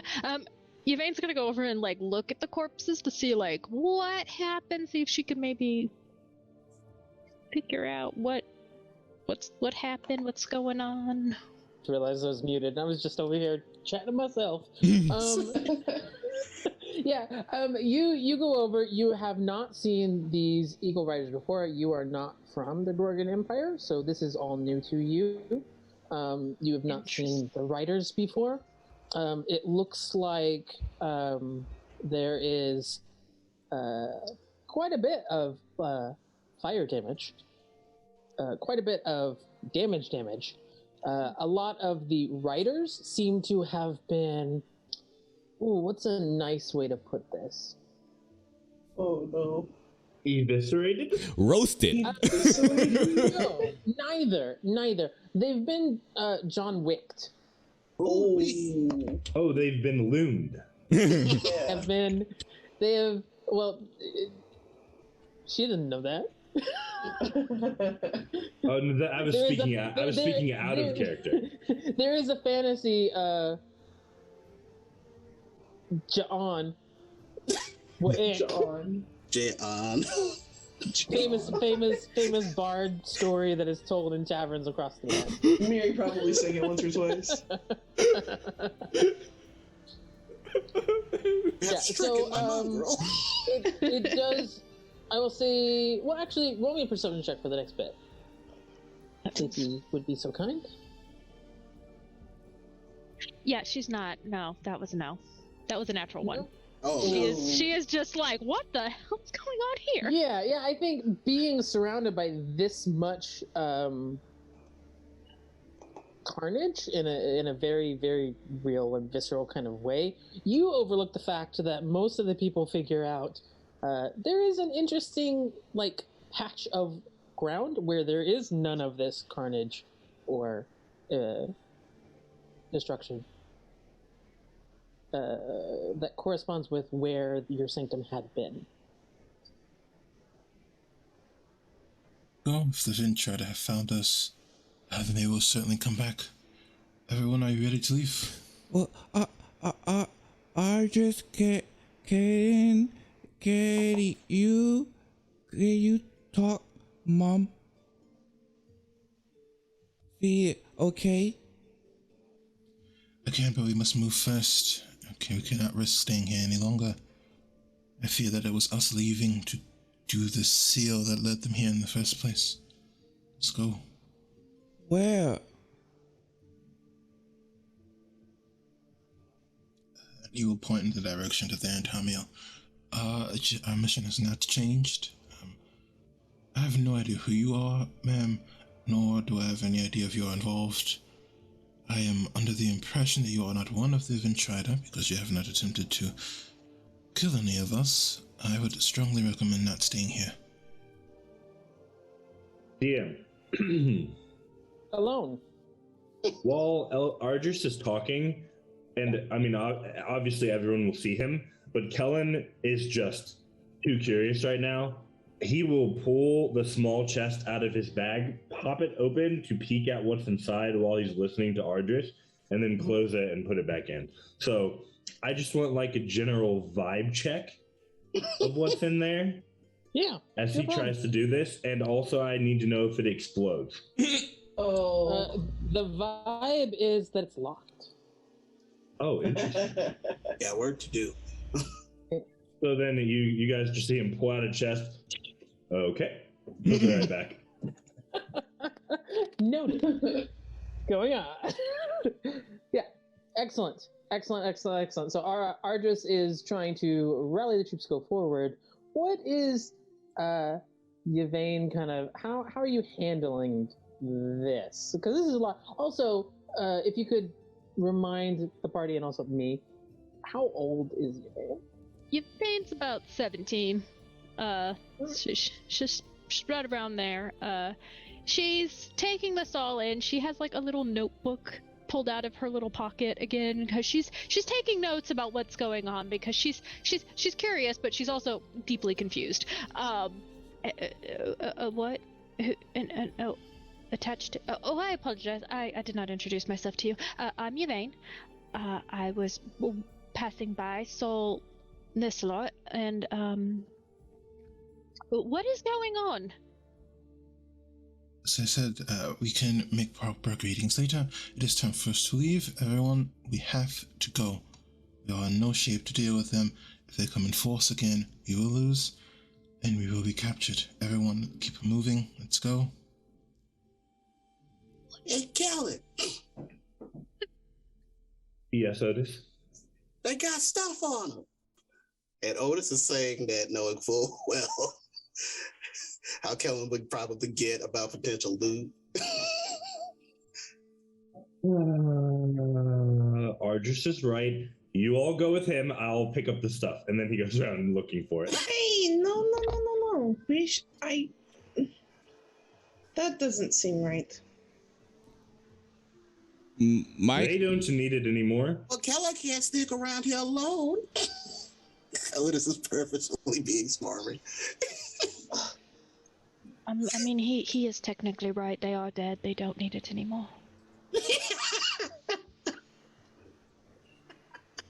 Well, I'm not going anywhere. I'm staying right here. Micah wants to look around at least for a path of sorts to see if there's maybe any types of tracks of like maybe dragon tracks or something to indicate where his mom would have gone, because they just found him literally just like for a minute ago and then they're gone. They're concerned that she's captured or whatever, so they're trying to see where what any type of tracks or any type of essence that Rosani left behind to indicate where she may have went to. I think this might be the most fractured the party has ever been in terms of action. This is quite interesting. In order to resolve this, I need a quick show of hands. Who's leaving? Not yet. Leaving, dog. Not yet. Argus is leaving. Argus is leaving? Argus is out, dog. All right. So as the rest of you say, Argus is going to be making his way down the path to the south. For everybody else, I heard a couple of people wanting to do some investigation checks. Let me sort out who's looking for what so we don't double up. Kellen, you were wanting to look at the riders or the bird? Otis can see the auras, so he's letting Otis point him to where the magic stuff is, and he's specifically taking the magic stuff. Otis does that. Cannot see the oars anymore. It's got 10 minutes. 10 minutes time, right out? Okay. And I think we've run out of time in terms of just getting you guys running in and then conversation. Because he cast it before the shouting started, and then you guys had to run in order to get there, and then we've had this discussion here. I mean, it would be right at the very edge, and he wouldn't necessarily forget what he's seen. But he's not keen mind. Could he support me in looking for them though? Oh, I think he absolutely can give you the help action with the knowledge that he had. So, tell me, which bodies are you looking at, or are you taking the time to look at all of them? He would start with the one that has the markings of the flyer, the Ventrida captain. So these are all of Ventrida. These were all flyer people. The first person had flyers. The first person had like markings on them, so he would be looking for anyone that had the markings of the captain first. Yes, and then he would just end up searching all of them, assuming it doesn't take too long, which hopefully it doesn't, because with his help, I rolled a 22. Nice. Otis wants a saddle, by the way. You better put a saddle in that bag. Those are magical saddles. So here's the thing. In terms of rank, I will tell you for free, you do not see the two specific Ventrida that you met earlier. That's just free information as you look around. Keen mind should tell me that. Yeah. So you're looking around. You don't see those two specific people. The markings are markings of a foreign land, so I don't think you can tell exactly what the rank is, but one person does seem to have more markings than the others that were there. So you can start with that person. With a 22, what you find is that there is a wand on them, and a short bow with a quiver of arrows. Okay. That's what you find on that person. As you move to the other ones, they seem to not have any magical items on them, but they do have more short bows and arrows as well as short swords. All of them have pretty good leather armor, but a lot of it has been severely damaged. So uncertain if you could kind of get enough from all of the bodies in order to make one set, basically. In terms of the saddles, there is some damage. The main problem from trying to take them is they are very large. So one saddle is quite large. Helen, sorry, I don't think I've said so far. There are 4 riders and their eagles that are dead here. I only take the magic stuff, so just the quiver with arrows from the higher ranking one and their wand. And then he will undo one of the saddles because he knows that Otis would be interested in it. And then he pulls it off and is like, Otis, this is not going to fit in my bag. Yeah, also, the way you're holding it, I don't know if you've ever, saddled an actual horse. Saddles are big and heavy. It's not a one-handed task. It's well, you can definitely hold them in one arm, but he's holding it by one of the straps, and it's dangling, and you can see his all tensing. Oh, Kellen's showing off some of those beach volleyball skills. I see. All right. So, Otis, make me a D100 roll. Okay, got it. Showtime.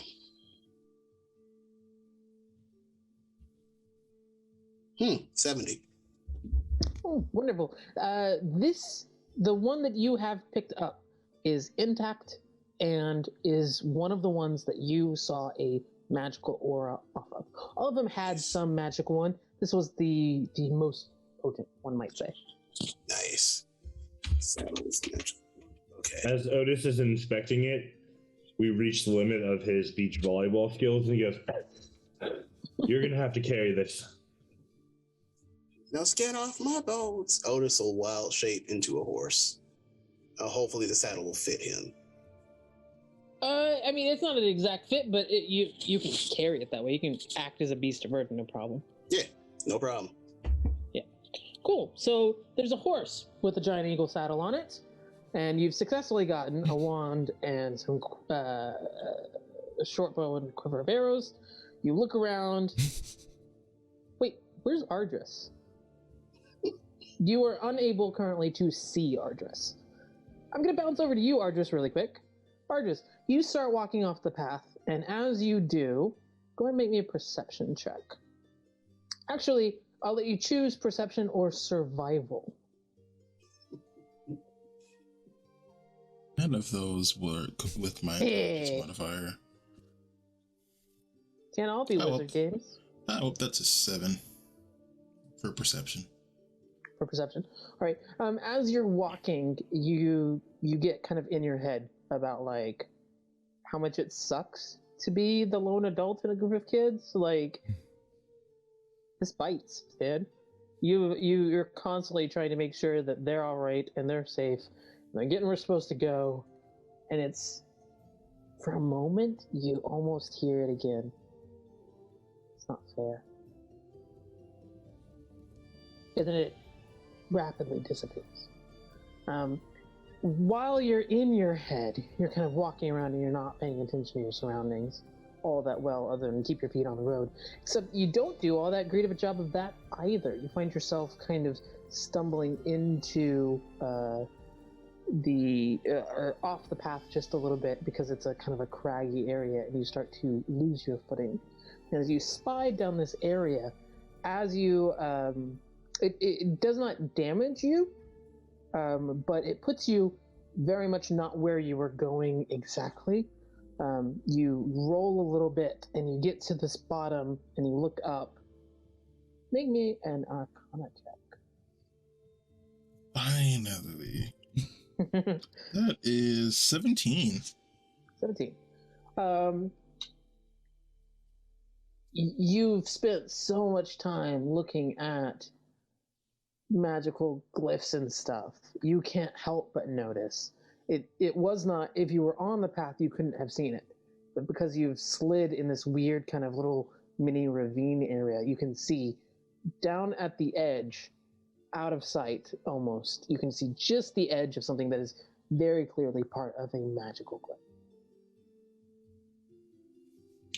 Can I attempt to decipher what this glyph is, or what it is doing? From this location, no, you can't see enough of it. You would have to move closer.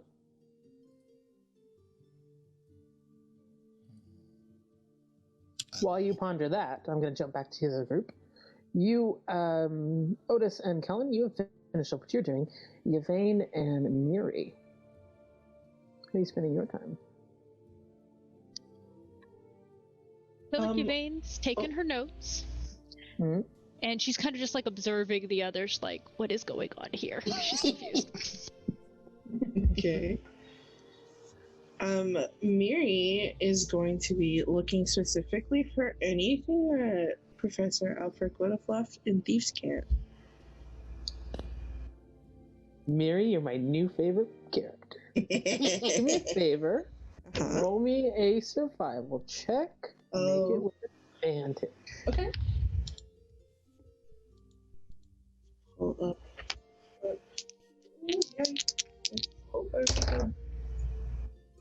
Okay. A 15. 15.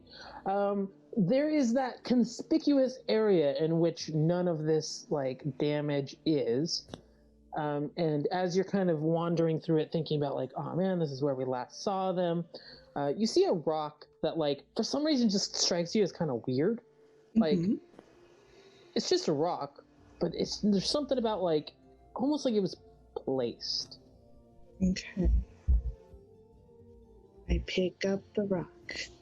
When you pick up the rock, there is a very clear arrow pointing in the direction that you just watched Ardris go.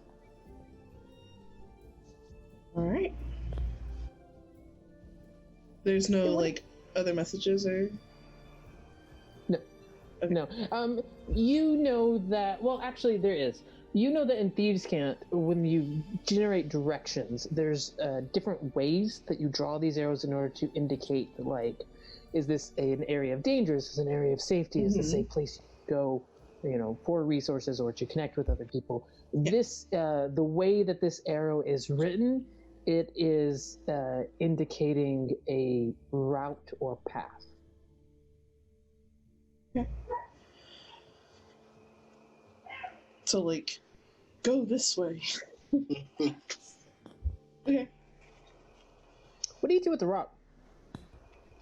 I'm gonna look at it before I throw it. Okay. You look at it.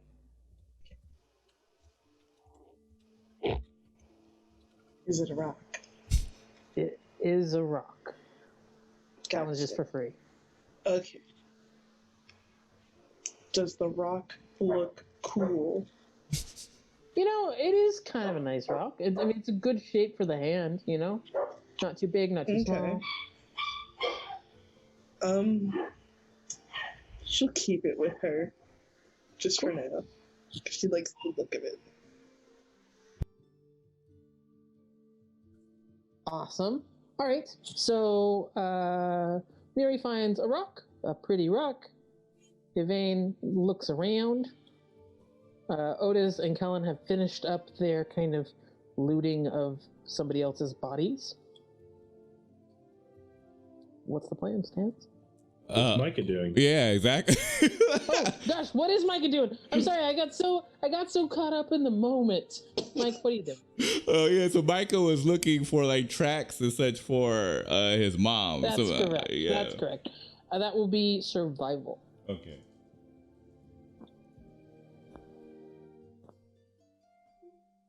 All right. Yeah. Oh, 14. 14.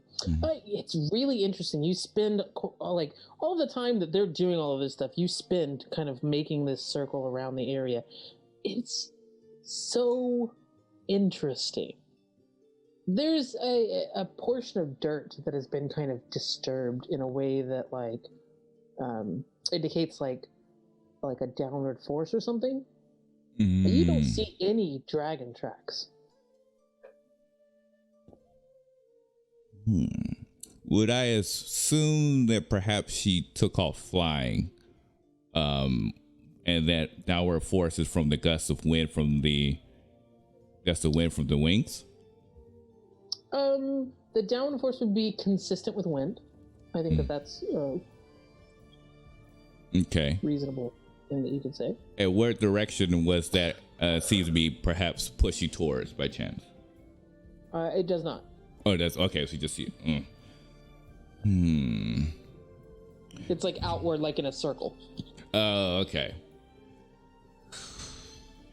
All right. In that case, Micah is going to spin a spell slot to fly up into the air, just to see what they can see off of the distance over the horizon. Okay. As you fly up into the air, you see. Well, make me a perception check at advantage to your height. How high are you going? As high as necessary to be able to get a nice horizon view of all of the clearings around. They're not too concerned about visibility. They're just they probably got their first one, and that was to find their mom, and their mom's gone. So they're just like, oh, nice. All right, that's a 17 on the dice. So I would take that. That is 23. Yeah, 17 plus 6, 23. Yeah. Was that with advantage? Or no, was that a was straight roll? Yeah, that was the first roll. Make it advantage, please. Oh, second one was a 6, so I'll take that 17. Kellen, do you have something? Quick double back before we've moved on, and then I can't anymore. Did the Ventrida that he searched have any kind of identification on them? Like a paper proving who they are, stating a name, anything like that? No paper. The way that they wear their rank is an emblem. What languages do you speak? Helen speaks Celestial, Common, Deep Speech, Human, and Thieves' Cant.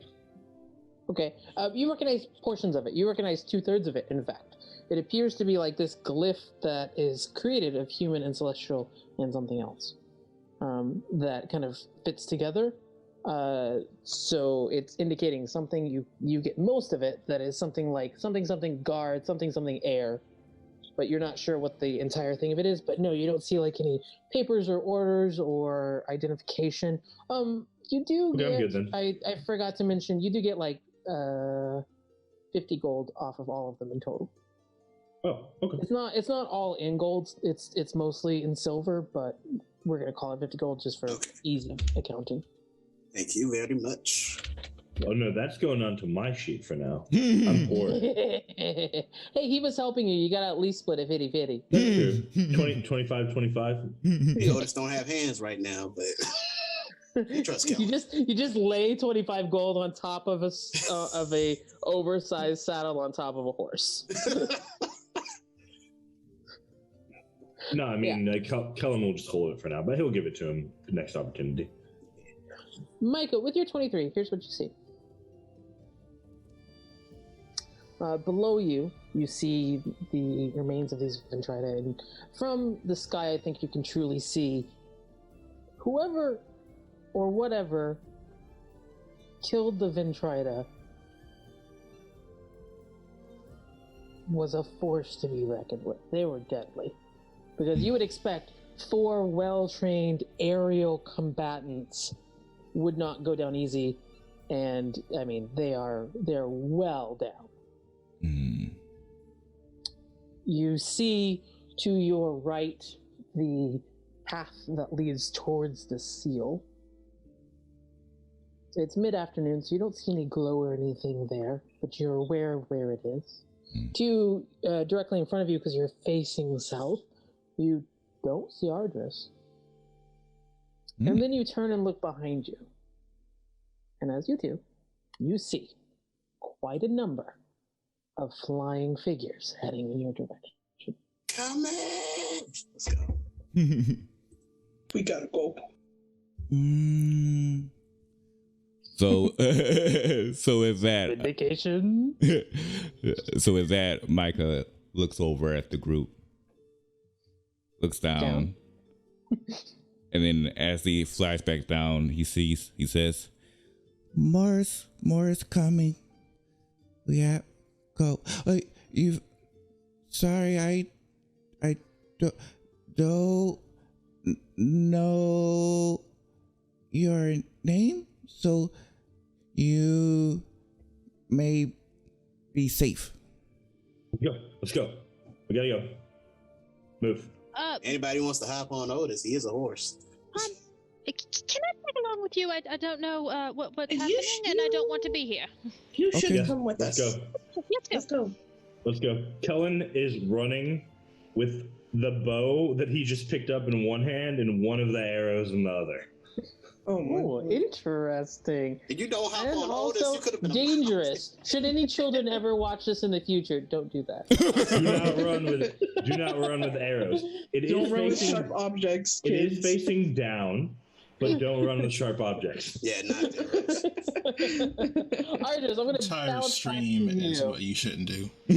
I mean, to be fair, if we did put all of the warnings for do not try this, it would be longer than the episode is. Ardris, so you're at that ravine. You're a little bit bruised up, but you're not really hurt from the tumble. You can't quite see the path where you came from, and you can see it is a tricky kind of.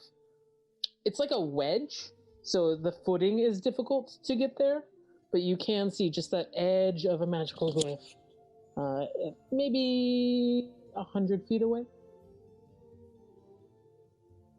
He's gonna go to it. Okay. Carefully, Make me wand raised. Athletics check. Acrobatics instead? I mean, tell me how you're gonna acrobatics this. You tell me. Justify it. Well, that doesn't matter. I rolled a 3. I don't know. He's gonna if you know how you like hop like from rock to rock, kind of not like the forest lava, but you're moving, trying to balance on each individual rock. He was doing that, but he rolled a total of 6. Oh, I'm picturing like an American Ninja warrior, like trying to do the bounce back and forth kind of thing. You take 1 point of damage as your foot slips on some gravel, and you end up kind of face planting into the wedge. And it's one of those really weird kind of positions where it's difficult to get any purchase to kind of make your way back forward. You end up kind of crawling forward a bit before you find an area that you can get better footing. Fortunately, no one's here to see you. But you do eventually make it to where you can seed this glyph. I would like to analyze it to see if I can understand what it's doing. Okay. Make an Arcana. 23. Ooh. Ardris, as you look at this glyph, you flash back to class. You were sitting in the histories of magic, and they had the archivist came up and gave a talk in sign language with the transcriptions being written. And as she talked about what is conjuration. And she explained all of the different uses you can have for conjuration, the way that it can kind of allows you to transport, it allows you to summon, it can create objects or effects out of nothing.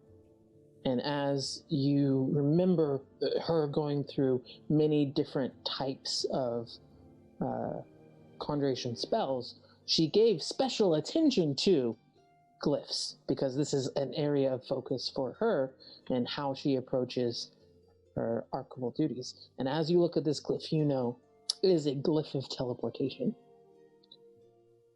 And you look down, and you don't know what this says, but there's some sort of symbol that has been etched into the stone right next to it. What language is it? It is Thieves' Cant. I don't know the languages. I know two languages.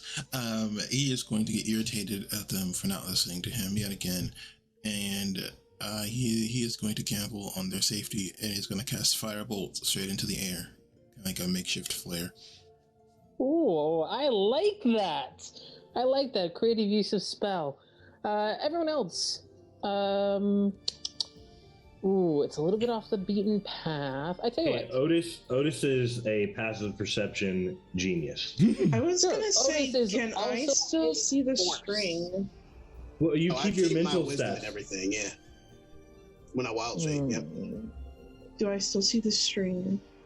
You do still see the string. Okay. I think that's a solid enough thing. Between the two of you, you've got the string guiding you. You've got the passive perception of a god. Power of And Otis. as you're wandering around, a horse notices, it looks like someone took a tumble here. Oh, what is that? Fire? Weird.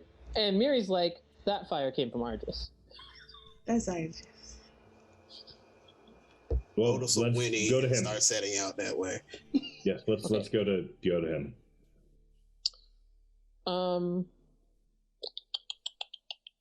I need a survival check from Kellen, and I need a dex saving throw from the horse. Of course. Now I gotta look up horse stats. Okay, I got him. I mean, you wild shape. Got you, fam. I got you, fam. I got you, fam. I assume I'm a Or are riding you- horse. You're a regular horse. Yeah, Do you draft horse? Quarter horse? 0. We have a 0 for dexterity. fun. Yike. Okay. At least it's not If in the you were- negatives. If you were a war horse, Mhm. different. It's not in the negatives. I'll take it. So many different horses at this attract. Mm-hmm. Mm-hmm. Oh, not Dirty bad. 20. Natural 16. Dirty 20. Nice. Okay, you only take 1 point of damage as the horse is immediately begins to slide along this. It is really steep in this area. The gravel has already been disturbed based on, who knows, maybe somebody at some point previously fell in this area, you don't know. And but you only take 1 point of damage for your dirty 20, which is beautiful. You are able to in fact, you kind of gracefully slide down this thing because you're picking out like where everything is, and you get to the bottom and you're like, looks like someone definitely face planted right here, like from your survival check. And as you get to the bottom of that, when you see this ravine that I will tell you right now, the horse is not going to be able to traverse. You can see Ardris about 100 feet away. Of course there's a ravine. Of course there's another ravine. I mean, I spent 5 seconds Okay. describing it earlier. It's definitely there. Cast fly on the horse and ET this dog.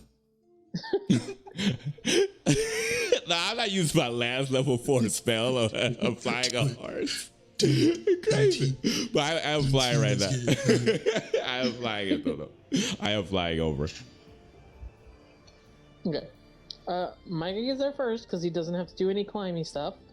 Everyone else is trying to get there. I do need athletics. The horse, I'm telling you right now, cannot do this physically. So weird. Okay, that's fair. Athletics. I can't do acrobatics. Does my earlier survival not help? Okay, it's fine. I rolled an 18. I got a I nat guess it 20, didn't but it's a turn 19 the because -1. Beautiful. Dirty 20 for athletics. Ooh. Mm. All right. So the three of you have no problems. You might see a look of on Ardris's face as all of you do, in fact, American Ninja Warrior your way over there, no problem. There is now merely a horse on the other side, and the rest of you are by a glyph. Read this. Fine. Otis will drop the wild shape. Ellen leans down to read that while Otis is getting over. It is it's sort of like a little diagram, and you can tell it is a map of the area you are, and there's a spot marked behind you. There's a spot marked behind us. He looks towards where it is marked. There's some rocks there. Do they look purposefully placed? They look purposefully placed. I think that's a reasonable assumption to make. Earlier back over there, I think Professor Alfric left something. Well, he pointed in this direction with these can't, you know how they do the arrows? Now he's saying to go through those rocks. I think we should go through. The Glyph of Teleporting right here. Are you positive? This is a Glyph of Teleportation? Yes. Oh, Argis, there's people coming. He knows. Which one? Through the rocks or through the teleportation? Otis, what was that athletics check? Okay, I will roll that straight. Because I was going to see if I could cast plant growth to make a bridge of plants and walk across it. Ooh. I'd let it happen. Yeah, I'm not leaving that saddle if I can help it. Refuse. Yeah. I mean, it's kind of heavy, but you make it over with your saddle on the plant vine. You do pretty good. Yeah. So now all of you are there, and Nazareth kind of rests on top of your head and looks in, like, down, upside down into your eyes, and is like,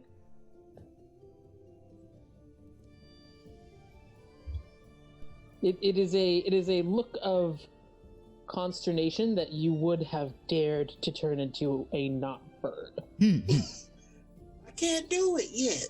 What do you expect from me? I expect from you. Otis rolls his eyes. Can you check the other rocks? Luminari! And it gets a little brighter. Okay. Kellen will look for messages on the rocks.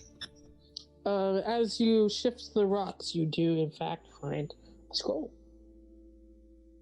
I open it up to read it. You can immediately tell this is a scroll for the Glyph of Teleportation that is behind you. All right, everyone on the glyph. Oh. Otis is moseying on over after being blinded by Nazareth. If you are proficient in Arcana, please make an Arcana check. All right. I am. I have. I would hope so. Wait, everyone or just Kellen? If anyone is proficient in Arcana, they should make an Arcana check. Gotcha. This is not. Kellen will make it with advantage. 18. D&D Beyond is being very kind. That was another dirty 20. Wow. Nice. What is DDI? Don't complain. I know. I wouldn't complain. 16 for Argis. Suspicious. Thankfully, with expertise in Arcana, I have a 19. Mm-hmm. Dirty 20. Nice. Ursa? You asking me? Because Otis isn't proficient. Oh, my bad. Okay, so that was 1, 2, 3, 4, 5. Over 15, correct? Yep. Oh boy. Excellent. 5 over 15 is exactly what you needed for all of you to be able to trigger this Glyph of Teleportation and go together. Can Miri like grab So- Otis's hand just to drag him? Yeah, no. He included in that calculation. Okay. So what it is with Glyph of Teleportation, in order to trigger it, you trigger it by casting the spell again without the material components. So Loom cast the spell with the material components and left you basically the scroll key in order to be able to follow through with it. But to get this many people to go through it, you needed to be quite successful in combinatory casting, which is a class you have not taken yet. So Congratulations on your very first group spell, as you all cast this together. As you do, the power of friendship. Yeah. Captain Planet in the house. So you cast this together, and as you do, the Glyph of Teleportation immediately just bursts into violently bright light, and were anyone still there after you left, it would be gone. And as you step through it, Ardris, you know immediately exactly where you are. You are in the Hall of Mages, and this is where we're going to stop today's episode. We made it. We made it. Oh, wow. Well, thank you all so much, of course, for watching this session. We definitely appreciate it. Again, if you like what you see here, definitely go ahead and join our Discord. We would love to talk to you about the campaign. So once again, thank you, of course, to our wonderful DM, Aaron. Thank you to this wonderful cast. Thank you for our new cast member, Ari, for joining us. I'm pretty sure there's a lot of secrets behind Yvonne. I cannot wait to unravel those. And so with that, we'll see you next week for episode 12 of Rivenwood Academy. Farewell for now.